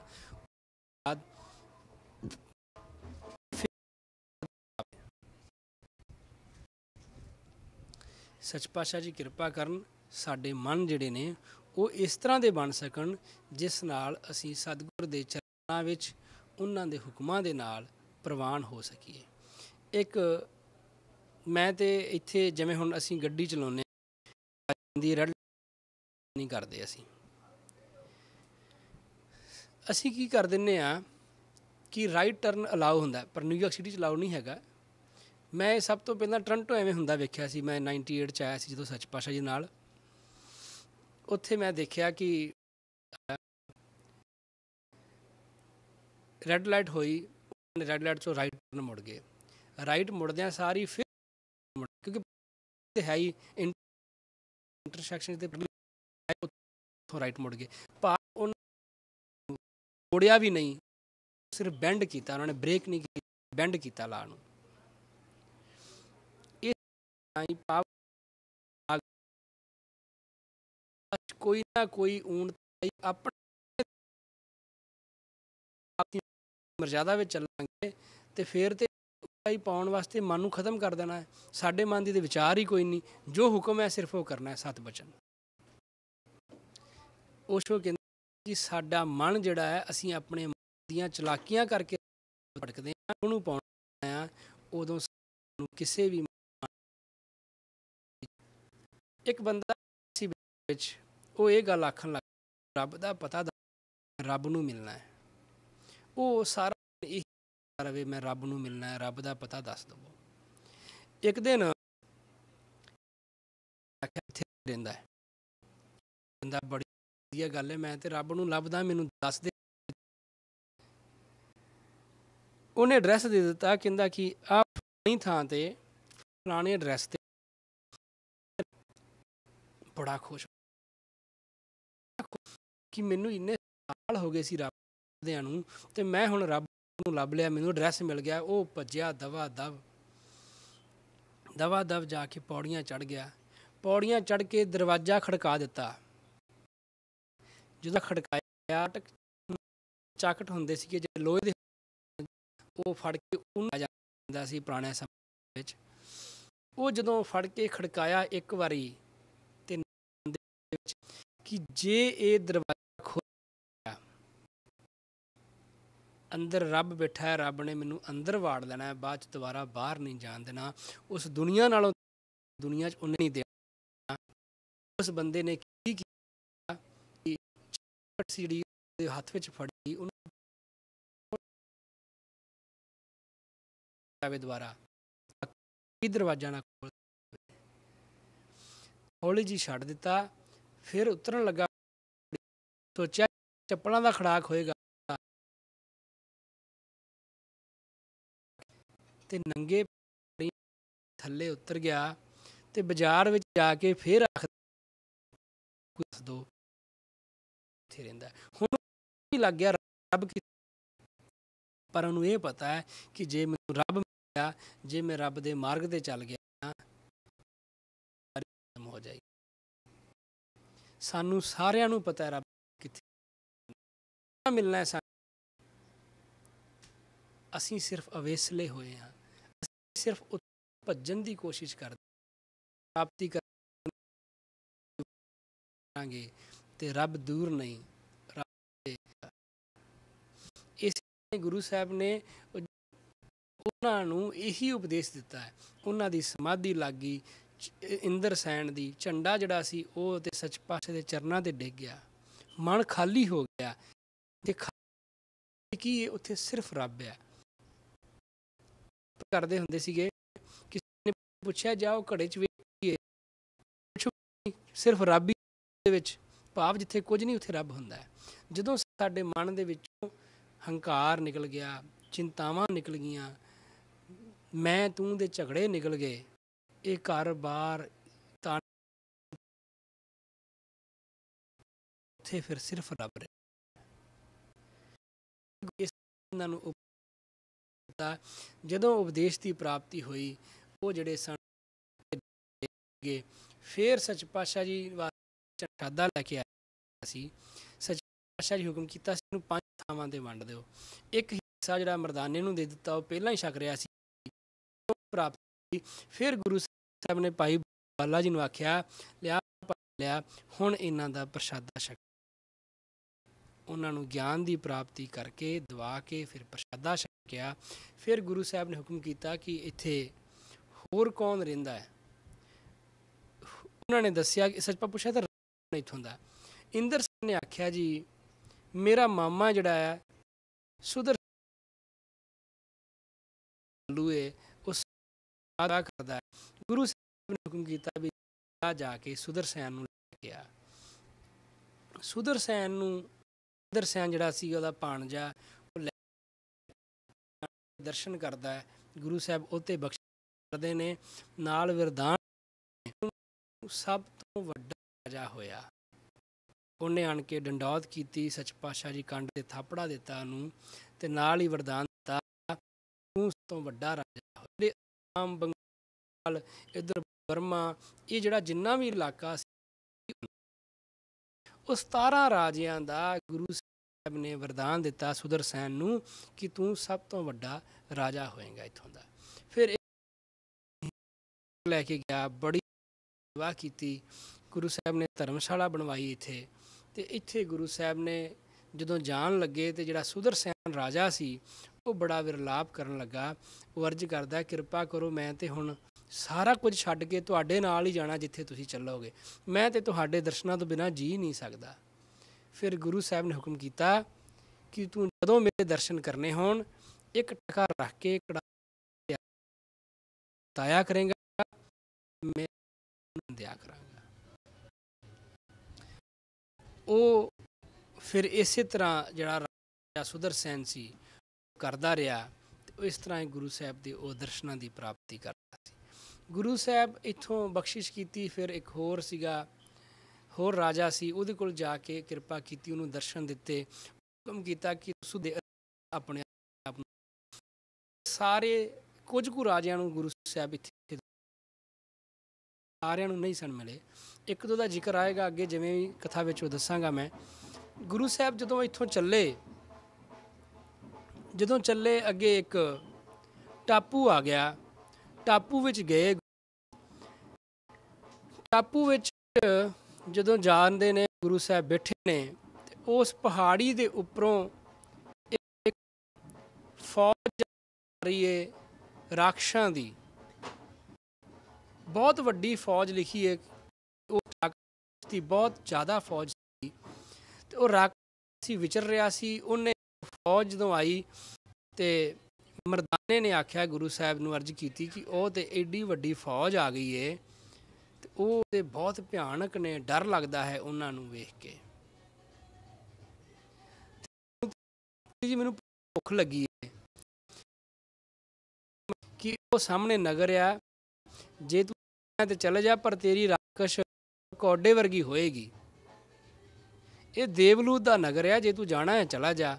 ਉਹ ਮੈਂ ਨਹੀਂ ਜਾਣਾ, ਹੁਣ ਤੈਨੂੰ ਜਾਣਾ ਹੀ ਪੈਣਾ ਹੈ।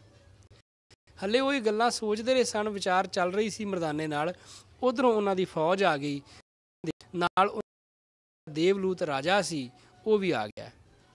ਦੇਵਲੂਤ ਰਾਜੇ ਨੇ ਵੀ ਵੇਖ ਲਿਆ ਕਿ ਉਹ ਜਿਹੜੇ ਕਦੀ ਵੇਖੇ ਮਨੁੱਖ ਆਸ ਖਾਵਾਂਗੇ,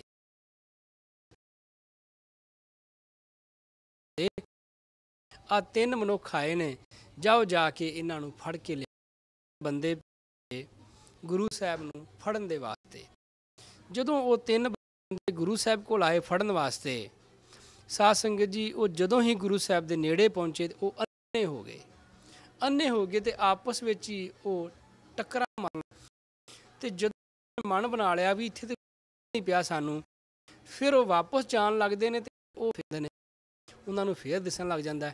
ਉਹ ਫਿਰ ਵਾਪਸ ਚਲੇ ਗਏ। ਜਾ ਕੇ ਉਹਨਾਂ ਨੇ ਨੂੰ ਕਿ ਅਸੀਂ ਜਦੋਂ ਜਾਂਦੇ ਹਾਂ ਉੱਥੇ ਤਾਂ ਦਿਸਦਾ ਹੀ ਕੁਝ ਨਹੀਂ ਸਾਨੂੰ। ਜਦੋਂ ਅਸੀਂ ਵਾਪਸ, ਦੇਵਲੂਤ ਬੜਾ ਹੈਰਾਨ ਹੋਇਆ ਕਿ ਇੱਥੇ ਚੰਗਾ ਭਲਾ ਤੁਹਾਨੂੰ ਦਿਸਦਾ ਹੈ, ਉੱਥੇ ਜਾ ਕੇ ਤੁਸੀਂ ਕਿਵੇਂ ਅੰਨੇ ਹੋ ਜਾਂਦੇ ਹੋ। ਹੋਰ ਭੇਜੇ ਵੀ ਤੁਸੀਂ ਨਹੀਂ ਜਾਣਾ, ਮੈਂ ਦੂਸਰੇ। ਜਦੋਂ ਉਹ ਵੀ ਅੰਨੇ ਹੋ ਗਏ। ਸਾਧ ਨੇ 7 ਵਾਰ ਦੇਵਲੂਤ ਨੇ ਭੇਜੇ।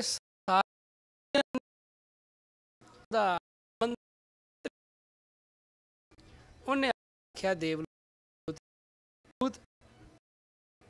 ਇਹ ਕੋਈ ਮਹਾਂਪੁਰਸ਼ ਨੇ, ਤੂੰ ਮੇਰੀ ਮੰਨ ਤੇ ਮੈਨੂੰ ਜਾਣ ਦੇ, ਮੈਂ ਜਾ ਕੇ ਆਉਣਾ।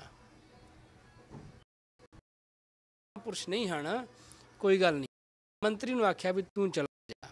ਮੰਤਰੀ ਆਇਆ, ਮਨ ਦੇ ਵਿੱਚ ਸ਼ਰਧਾ ਨੂੰ ਧਾਰਨ ਕਰਕੇ, ਕੋਈ ਛਲ ਨਹੀਂ ਲੈ ਕੇ ਆਇਆ, ਸਾਫ਼ ਬਿਰਤੀ ਨਾਲ ਆਇਆ ਤੇ ਮੰਤਰੀ ਦੱਸਦਾ ਰਿਹਾ। ਮੰਤਰੀ ਆਇਆ, ਉਹਨੇ ਆਣ ਕੇ ਮੱਥਾ ਟੇਕਿਆ ਚਰਨਾਂ ਤੇ ਬੜਾ ਖੁਸ਼ ਹੋਇਆ।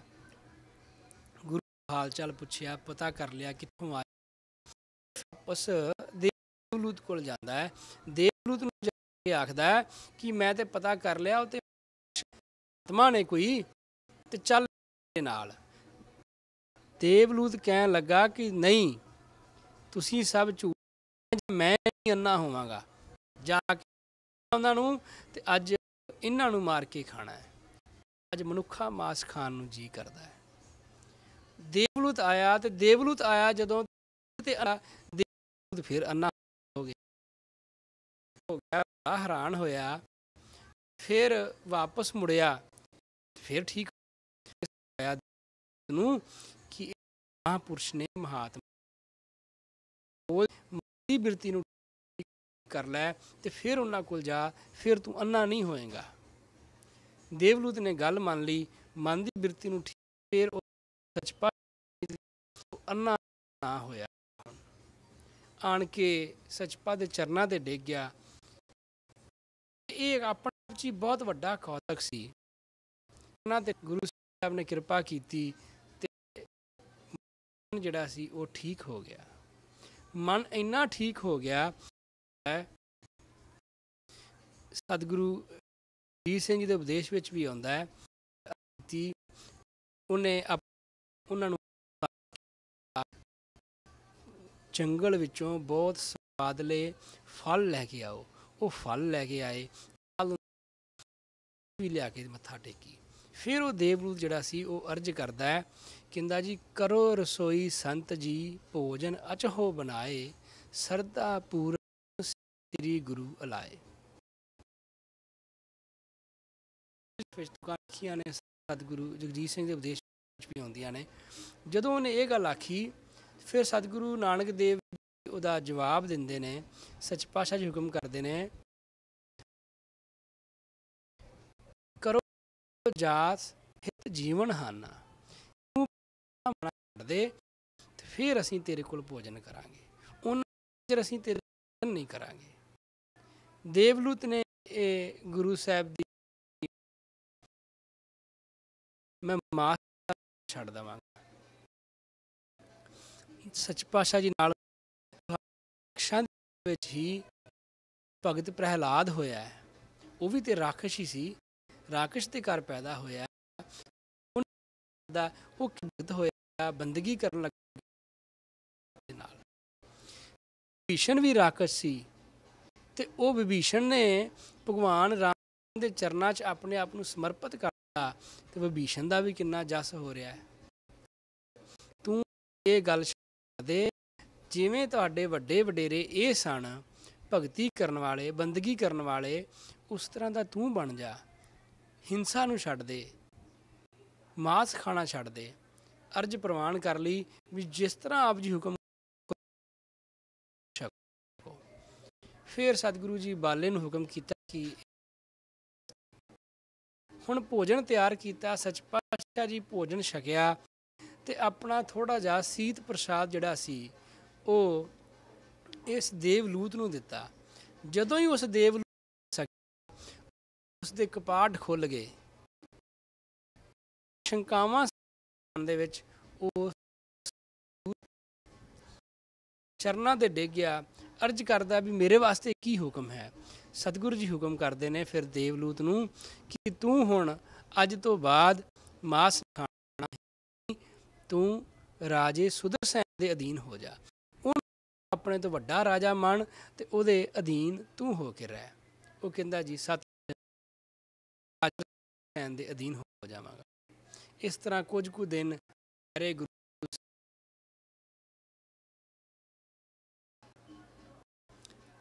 ਸੱਚ ਪਾਤਸ਼ਾਹ ਜੀ ਤੋਂ ਚੱਲਣਾ,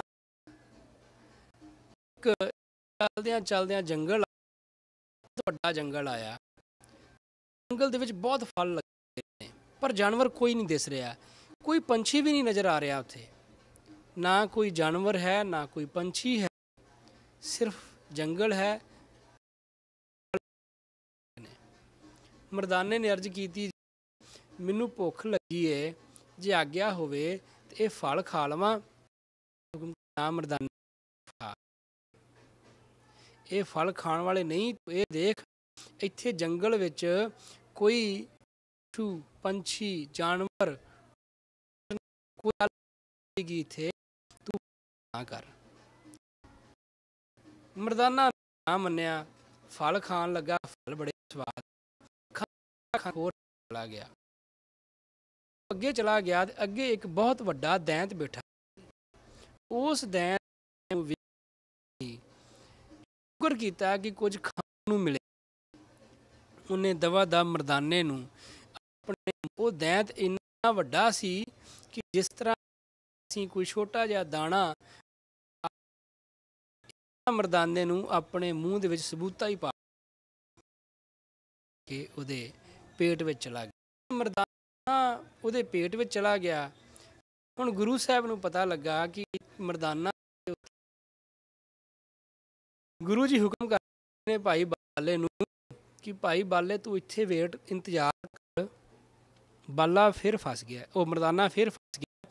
ਦੈਂਤ ਨੇ ਆਪਣੇ ਪਾ ਲਿਆ ਇਹਨੂੰ, ਤੇ ਮੈਂ ਉਹਨੂੰ ਜਾ ਕੇ ਛੁਡਾ ਕੇ ਲਿਆਉਣਾ।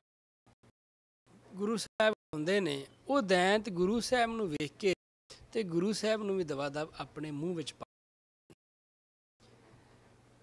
ਜਦੋਂ ਮੂੰਹ ਵਿੱਚ ਪਾ ਲਿਆ, ਜਿੱਥੇ ਪੇਟ ਵਿੱਚ ਮਰਦਾਨਾ ਸੀ ਉੱਥੇ ਗੁਰੂ ਸਾਹਿਬ ਚਲੇ ਗਏ।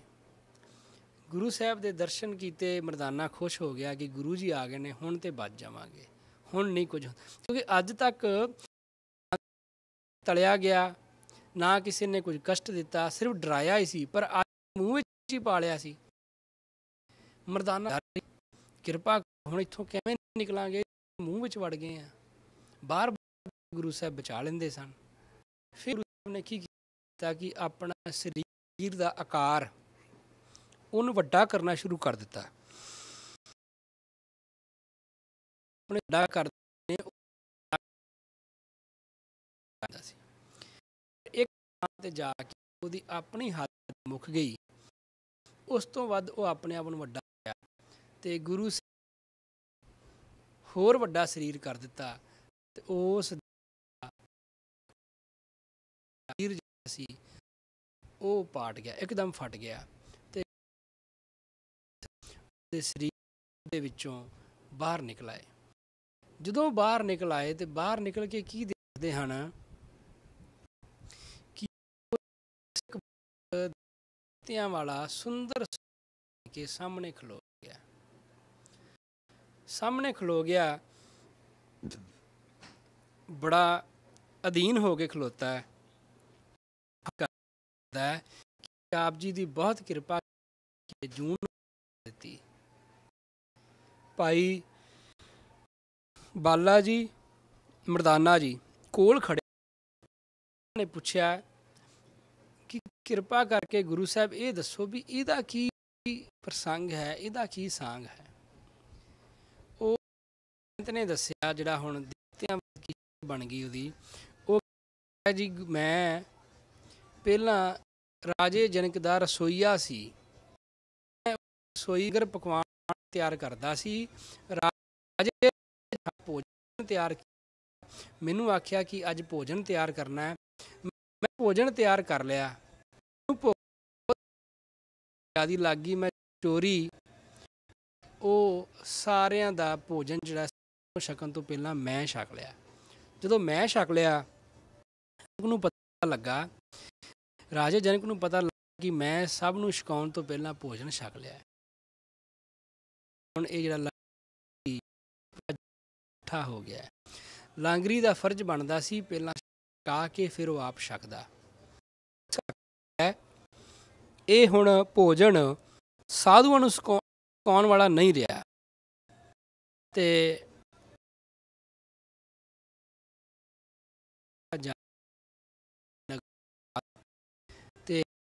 ਮੈਨੂੰ ਉਹਨੇ ਸ਼ਰਾਪ ਦਿੱਤਾ ਕਿ ਜਾ ਜਾ ਕੇ ਤੂੰ ਐਂਤ ਬਣ ਜਾ।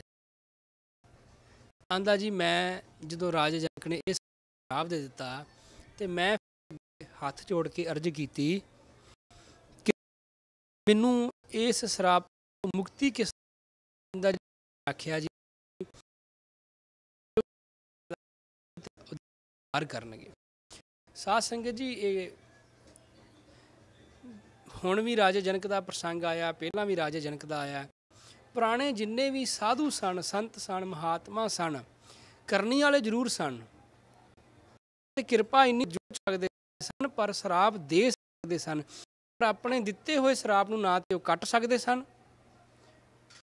ਤੇ ਵਾਪਸ ਸਕਦੇ, ਉਹ ਹੱਲ ਦੱਸ ਦਿੰਦੇ ਸਨ। ਇਸੇ ਤਰ੍ਹਾਂ ਹੀ ਗੁਰੂ ਸਾਹਿਬ ਪੁਰਾਣੇ ਸਾਧੂਆਂ ਦੇ, ਸੰਤਾਂ ਦੇ, ਮਹਾਂਪੁਰਸ਼ਾਂ ਦੇ ਦਿੱਤੇ ਹੋਏ ਸ਼ਰਾਪ ਜਾਂ ਸ਼ਰਾਪੇ ਲੋਕਾਂ ਨੂੰ, ਉਹਨਾਂ ਨੂੰ, ਰੂਹਾਂ ਨੂੰ, ਭਟਕਦੀਆਂ ਨੂੰ, ਉਹਨਾਂ ਦਾ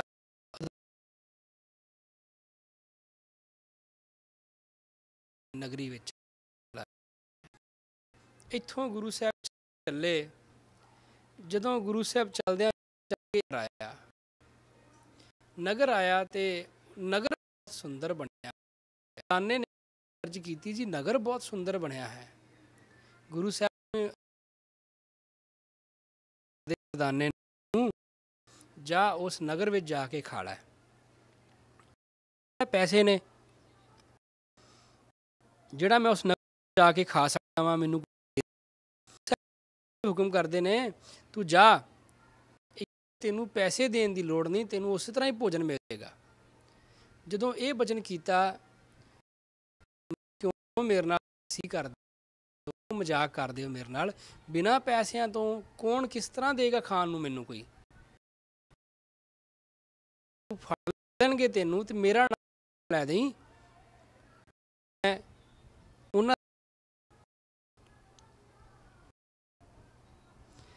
ਮਰਦਾਨਾ ਕਹਿੰਦਾ ਜੀ 7 ਬਚਨ। ਮਰਦਾਨਾ ਆ ਕੇ ਕੀ ਦਿੱਤਾ ਹੈ ਕਿ ਦੁਕਾਨ ਜਿੰਨੇ ਵੀ ਲੋਕ ਨੇ ਇੰਨੇ ਗਹਿਣੇ ਪਾਏ ਸੋਨੇ ਦੇ ਉਹਨਾਂ ਨੇ, ਤੁਸੀਂ ਇਸ ਤਰ੍ਹਾਂ ਲੱਗਦਾ ਕਿ ਕੱਲਾ ਕੱਲਾ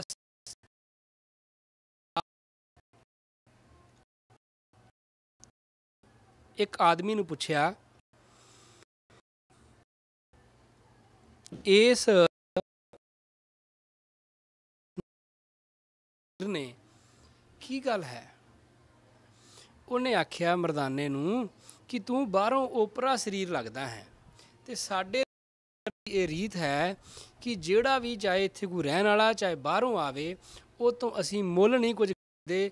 ਇੱਥੇ ਦੀ ਜਿਹੜੀ ਜਨਤਾ ਹੈ, ਜਿਹੜੇ ਲੋਕ ਨੇ, ਉਹਨਾਂ ਕੋਲ ਬਹੁਤ ਧਨ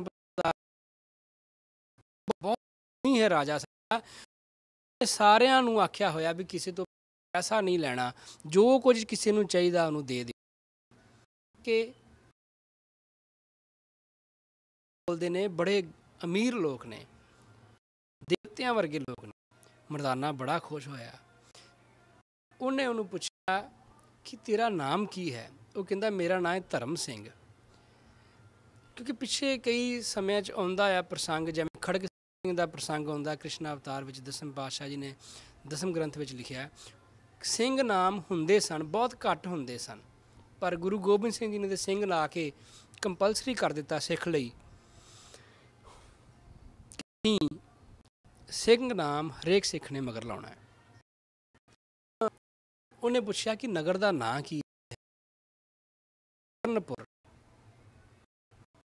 ਸਵਰਨਪੁਰ ਵੀ ਕਹਿੰਦੇ ਨੇ, ਪੁਰ ਵੀ ਕਹਿੰਦੇ ਸੀ। ਇਹ ਹਾਲ ਲੱਗਦਾ ਨਗਰ ਸੀ। ਜਦੋਂ ਉਹਨੇ ਕਿਹਾ ਜੀ ਇੱਥੋਂ ਦੇ ਰਾਜਾ ਕੰਮ, ਮਰਦਾਨਾ ਬੜੇ ਖੁਸ਼ ਹੋਏ, ਧਨ ਪਦਾਰਥ ਛਕਿਆ, ਵਾਪਸ ਚਲੇ ਗਏ।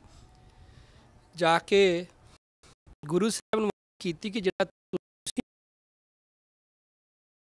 ਬੜਾ ਹੀ ਧਨ ਥਿਆ, ਕੋਈ ਪੈਸਾ ਨਹੀਂ ਲੈਂਦਾ, ਜੋ ਮਰਜ਼ੀ ਛਕ ਲਓ, ਜੋ ਮਰਜ਼ੀ ਲੈ ਲਓ। ਹੁਣ ਗੁਰੂ ਸਾਹਿਬ ਦਿਨ ਠਹਿਰੇ ਉੱਥੇ। ਸਵੇਰੇ ਮਰਦਾਨਾ ਜਾਂਦਾ, ਪ੍ਰਸ਼ਾਦਾ ਛਕ ਕੇ ਵਾਪਸ ਆ ਜਾਂਦਾ। ਸ਼ਾਮ ਰੱਜ ਕੇ ਪੇਟ ਭੋਜਨ ਛਕਦਾ ਹੈ। 7ਵੇਂ ਦਿਨ ਉਹੀ ਧਰਮ ਸਿੰਘ ਦੁਬਾਰਾ ਫਿਰ ਮਰਦਾਨੇ ਨੂੰ ਮਿਲਿਆ। ਉਹ ਪੁੱਛਦਾ ਮਰਦਾਨੇ ਨੂੰ ਕਿ ਤੂੰ ਕਹਿੰਦਾ ਸੀ ਕਿ ਤੇਰੇ ਨਾਲ 2 ਸਰੀਰ ਹੋਰ ਨੇ, ਨੂੰ ਹੀ ਵੇਖਿਆ, ਕਦੀ ਤੇਰੇ ਨਾਲ ਦੇ ਨਹੀਂ ਦੇਖੇ ਮੈਂ, ਉਹ ਕਿੱਥੇ ਨੇ? ਮਰਦਾਨਾ ਕਹਿੰਦਾ ਜੀ ਉਹ ਤੇ ਪਾਉਣਹਾਰੀ ਨੇ, ਉਹਨਾਂ ਨੂੰ ਨਹੀਂ, ਬੜੇ ਸੰਤੋਖੀ ਨੇ, ਉਹ ਨਗਰ 'ਚ ਆਏ ਉਦਣ ਦੇ, ਉਹ ਬਾਹਰ ਹੀ ਬੈਠੇ ਹੋਏ ਨੇ। ਜਦੋਂ ਇਹ ਗੱਲ ਹੋਈ ਤੇ ਉਹ ਧਰਮ ਸਿੰਘ ਬੜਾ ਖੁਸ਼ ਹੋਇਆ, ਪਦਾਰਥ ਲਿਆ ਕਿ ਮੈਂ ਜਾ ਕੇ ਸਾਧੂਆਂ ਦੀ ਸੇਵਾ ਕਰਦਾ। ਉਹ ਗੁਰੂ ਸਾਹਿਬ ਕੋਲ ਆਇਆ, ਆਣ ਕੇ ਉਹਨੇ ਪਦਾਰਥ ਮੱਥਾ ਟੇਕਿਆ ਵੀ ਕਿਰਪਾ ਕਰੋ ਇਹ ਕੀਤਾ ਕਿ ਅਸੀਂ ਨਹੀਂ ਛਕਣਾ ਕੁਝ ਵੀ, ਸਾਨੂੰ ਕਿਸੇ ਲੋੜ ਨਹੀਂ। ਉਹਨੂੰ ਪੁੱਛਿਆ ਕਿ ਤੁਹਾਡਾ ਰਾਜਾ ਕਿਸ ਤਰ੍ਹਾਂ ਇੱਥੋਂ? ਉਹਨੇ ਦੱਸਿਆ ਸਾਡੇ ਰਾਜੇ ਦੀ ਸਾਰੀ ਮਿਹਰਬਾਨੀ ਹੈ ਕਿ ਅਸੀਂ ਕਿਸੇ ਤੋਂ ਪੈਸਾ ਨਹੀਂ ਲੈਂਦੇ, ਉਹ ਬੜਾ ਚੰਗਾ ਆ, ਉਹਦੀਆਂ ਬੜੀਆਂ ਸਿਫਤਾਂ ਕਰਨ ਲੱਗਿਆ, ਉਹਦੇ ਵਿੱਚ ਕੋਈ ਦੋਸ਼ ਨਹੀਂ। ਗੁਰੂ ਸਾਹਿਬ ਹੁਕਮ ਕੀਤਾ ਬਹੁਤ ਵੱਡਾ ਦੋਸ਼ ਆ ਜਿਸ ਕਰਕੇ ਅਸੀਂ ਇਹ ਭੋਜਨ ਨਹੀਂ ਕਰਨਾ। ਉਹ ਕਹਿੰਦਾ ਜੀ ਨਹੀਂ ਦੋਸ਼। ਗੁਰੂ ਸਾਹਿਬ ਹੁਕਮ ਕੀਤਾ ਨਹੀਂ, ਉਹ 'ਚ ਦੋਸ਼ ਹੈਗਾ, ਉਹਨੂੰ ਸੱਦ ਕੇ ਲੈ ਆ ਮੇਰੇ ਕੋਲ, ਤੈਨੂੰ ਪਤਾ ਲੱਗ ਜਾਏਗਾ। ਇਹ ਸਿਰਫ ਉਹਨੂੰ ਹੀ ਪਤਾ ਹੈ। ਉਹਨੇ ਜਾ ਕੇ ਰਾਜੇ ਨੂੰ ਆਖਿਆ, ਆਏ ਨੇ 7 ਦਿਨਾਂ ਭੋਜਨ, ਉਹ ਆਂਦੇ ਨੇ ਕਿ ਤੁਹਾਡੇ ਰਾਜੇ ਵਿੱਚ ਦੋਸ਼ ਹੈ। ਰਾਜਾ ਬੜਾ ਹੈਰਾਨ ਕਰਦਾ, ਸੇਵਾ ਕਰਦਾ, ਮੇਰੇ ਵਿੱਚ ਵੀ ਦੋਸ਼ ਹੈ। ਖੈਰ ਰਾਜਾ ਆਇਆ, ਧਨ ਪਦਾਰਥ ਲੈ ਕੇ ਆਇਆ, ਛਕਣ ਲਈ ਨਹੀਂ ਛਕਣਾ। ਉਹ ਕਹਿੰਦੇ ਮੇਰੇ ਰਾਜੇ ਮੇਰੇ ਅਧੀਨ ਨੇ। ਤੇ ਗੁਰੂ ਸਾਹਿਬ ਹੁਕਮ ਕੀਤਾ ਫਿਰ ਇਹੀ ਤੇ ਦੋਸ਼ ਹੈ ਕਿ ਤੂੰ ਹੰਕਾਰ ਕਰਦਾ। ਉਹ ਕਹਿੰਦਾ ਜੀ ਮੈਂ ਤੇ ਆਖਿਆ ਵੀ ਨਹੀਂ ਮੇਰੇ ਅਧੀਨ ਹੋਵੋ, ਉਹ ਆਪਣੇ ਆਪ ਹੀ ਅਧੀਨ ਹੋ ਗਏ ਮੇਰੇ। ਗੁਰੂ ਤੇਰੇ ਅੰਦਰ ਹੱਲੇ ਵੀ ਹੰਕਾਰ ਹੈ ਕਿ ਇਹ ਸਭ ਤੋਂ ਵੱਡਾ ਰਾਜਾ ਮੈਂ ਹਾਂ, ਮੇਰੀ ਨਗਰੀ ਵਿੱਚ ਕੋਈ ਝੂਠ ਨਹੀਂ ਬੋਲਦਾ, ਧਰਮਾਤਮਾ ਨੇ, ਮੈਂ ਇੱਥੇ ਫਰੀ ਦਿੰਨਾ ਖਾਣ ਨੂੰ ਸਾਰਿਆਂ ਨੂੰ, ਧਨ ਪਦਾਰਥ, ਇਹ ਸਾਰਾ ਹੰਕਾਰ ਹੈ ਤੇਰੇ ਅੰਦਰ। ਜਦੋਂ ਸੱਚ ਪਾਤਸ਼ਾਹ ਜੀ ਐਸੀ ਬਖਸ਼ਿਸ਼ ਕੀਤੀ, ਉਹਨੂੰ ਇਸ ਗੱਲ ਦਾ ਗਿਆਨ ਦਿਵਾ ਦਿੱਤਾ ਕਿ ਵਾਕਈ ਤੇਰੇ ਅੰਦਰ ਹੰਕਾਰ ਹੈ, ਹੋਰ ਕੁਝ ਨਹੀਂ, ਬਾਕੀ ਸਭ ਠੀਕ ਹੈ। ਉਹ ਚਰਨਾਂ 'ਤੇ ਡਿੱਗ ਗਿਆ, ਕਿਰਪਾ ਕਰੋ ਮੈਨੂੰ ਧਰਮ ਮਾਰਗ ਦੱਸੋ। ਸੱਚ ਪਾਤਸ਼ਾਹ ਜੀ ਫਿਰ ਉਹਨੂੰ ਬਚਨ ਕੀਤਾ, ਤੈਨੂੰ ਪਤਾ ਹੈ ਤੈਨੂੰ ਇਹ ਪ੍ਰਾਪਤੀ ਕੁਝ ਦੀ ਨਹੀਂ, ਮੈਨੂੰ ਦੱਸੋ ਮੈਨੂੰ ਕੀ ਪ੍ਰਾਪਤੀ ਹੋਈ। ਫਿਰ ਗੁਰੂ ਜੀ ਬਚਨ ਕਰਦੇ ਨੇ, ਰਾਜੇ ਜਨਕ ਨੇ ਆਖਿਆ ਤੈਨੂੰ ਕਿ ਮੈਨੂੰ ਬਰਫ਼ ਪਹਾੜਾਂ ਵਿੱਚ ਜਾ, ਬਰਫ਼ ਇਕੱਠੀ ਕਰ, ਉਹ ਪਾਣੀ ਲੈ ਕੇ ਆ ਮੇਰੇ ਵਾਸਤੇ। ਇਸ ਗੱਲ ਨੂੰ ਮੰਨ ਕੇ ਬੜੇ ਸ਼ਰਧਾ ਨਾਲ ਬਰਫ਼ ਦਾ ਪਾਣੀ ਪਹਾੜਾਂ ਵਿੱਚੋਂ ਲਿਜਾ ਕੇ ਰਾਜੇ ਜਨਕ ਨੂੰ ਪਿਆਇਆ। ਜਦੋਂ ਤੂੰ ਰਸਤੇ 'ਚ ਜਾ ਰਿਹਾ ਸੀ ਤੇ ਤੇਰੇ ਮਨ 'ਚ ਇਹ ਗੱਲ ਆਈ, ਮੇਰੇ ਤੇ ਰਾਜ ਹੋਵੇ, ਰਾਜਾ ਹੋਵਾਂ, ਮੇਰੇ ਅਧੀਨ ਵੀ ਲੋਕ ਨੌਕਰ ਚਾਕਰ ਹੋਣ, ਕੰਮ ਕਰਾਂ ਤੇ ਮੈਨੂੰ ਇਸ ਪਾਣੀ ਜਾਂ ਕੁਝ ਵੀ ਖਾਣ ਨੂੰ ਮਿਲੇ, ਮੇਰੇ ਲੋਕ ਹੁਕਮ ਮੰਨਣ।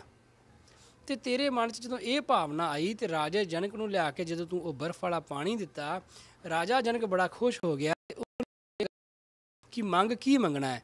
ਤੂੰ ਆਖਿਆ ਮੈਨੂੰ ਕੁਝ ਨਹੀਂ ਚਾਹੀਦਾ।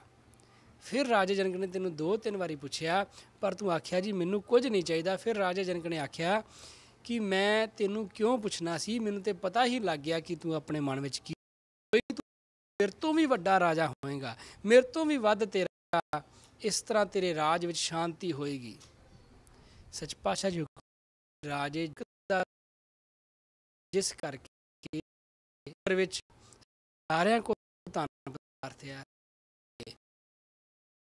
ਨਹੀਂ ਬੋਲਦਾ, ਇਹ ਰਾਜੇ ਜਨਕ ਦਾ ਵਰਦਾਨ ਹੋਇਆ ਤੇ ਤੇਰਾ ਉਸ ਸਮੇਂ ਨਾਂ ਸੀਗਾ ਸਫਲਦਰ, ਉਹਦਾ ਨਾਂ ਤੇਰਾ ਪਿਛਲੇ ਜਨਮ ਵਿੱਚ ਆ ਨਾਂ ਸੀ। ਬੜਾ ਖੁਸ਼ ਹੋਇਆ ਤੇ ਗੁਰੂ ਸਾਹਿਬ ਹੁਕਮ ਕਰਦੇ ਨੇ, ਇਹਦਾ ਨਾਂ ਸੀ ਸਫਾ ਚੰਦ। ਪਿਛਲੇ ਜਨਮ 'ਚ ਗੁਰੂ ਸਾਹਿਬ ਹੁਕਮ ਕਰਦੇ ਨੇ ਤੂੰ ਇੱਕ ਕੰਮ ਕਰ, ਤੂੰ ਕਰਦੇ ਰਾਜੇ। ਉਹ ਕਹਿੰਦਾ ਜੀ ਮੈਨੂੰ ਤੁਸੀਂ ਗਿਆਨ ਦੇ ਦਿੱਤਾ, ਜਿੰਨੀ ਬਖਸ਼ਿਸ਼ ਕਰ ਦਿੱਤੀ ਹੈ,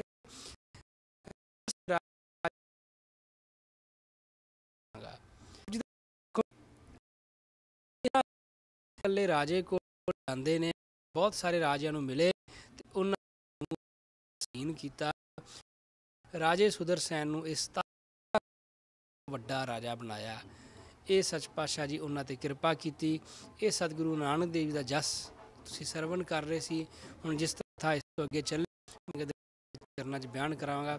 ਮੈਂ ਇੰਨਾ ਕੁਝ ਸੰਗਤ ਤੋਂ ਖਿਮਾ ਦਾ ਜਾਚਕ ਹਾਂ। ਸਤਿ ਸ੍ਰੀ ਅਕਾਲ। ਅਰਦਾਸ।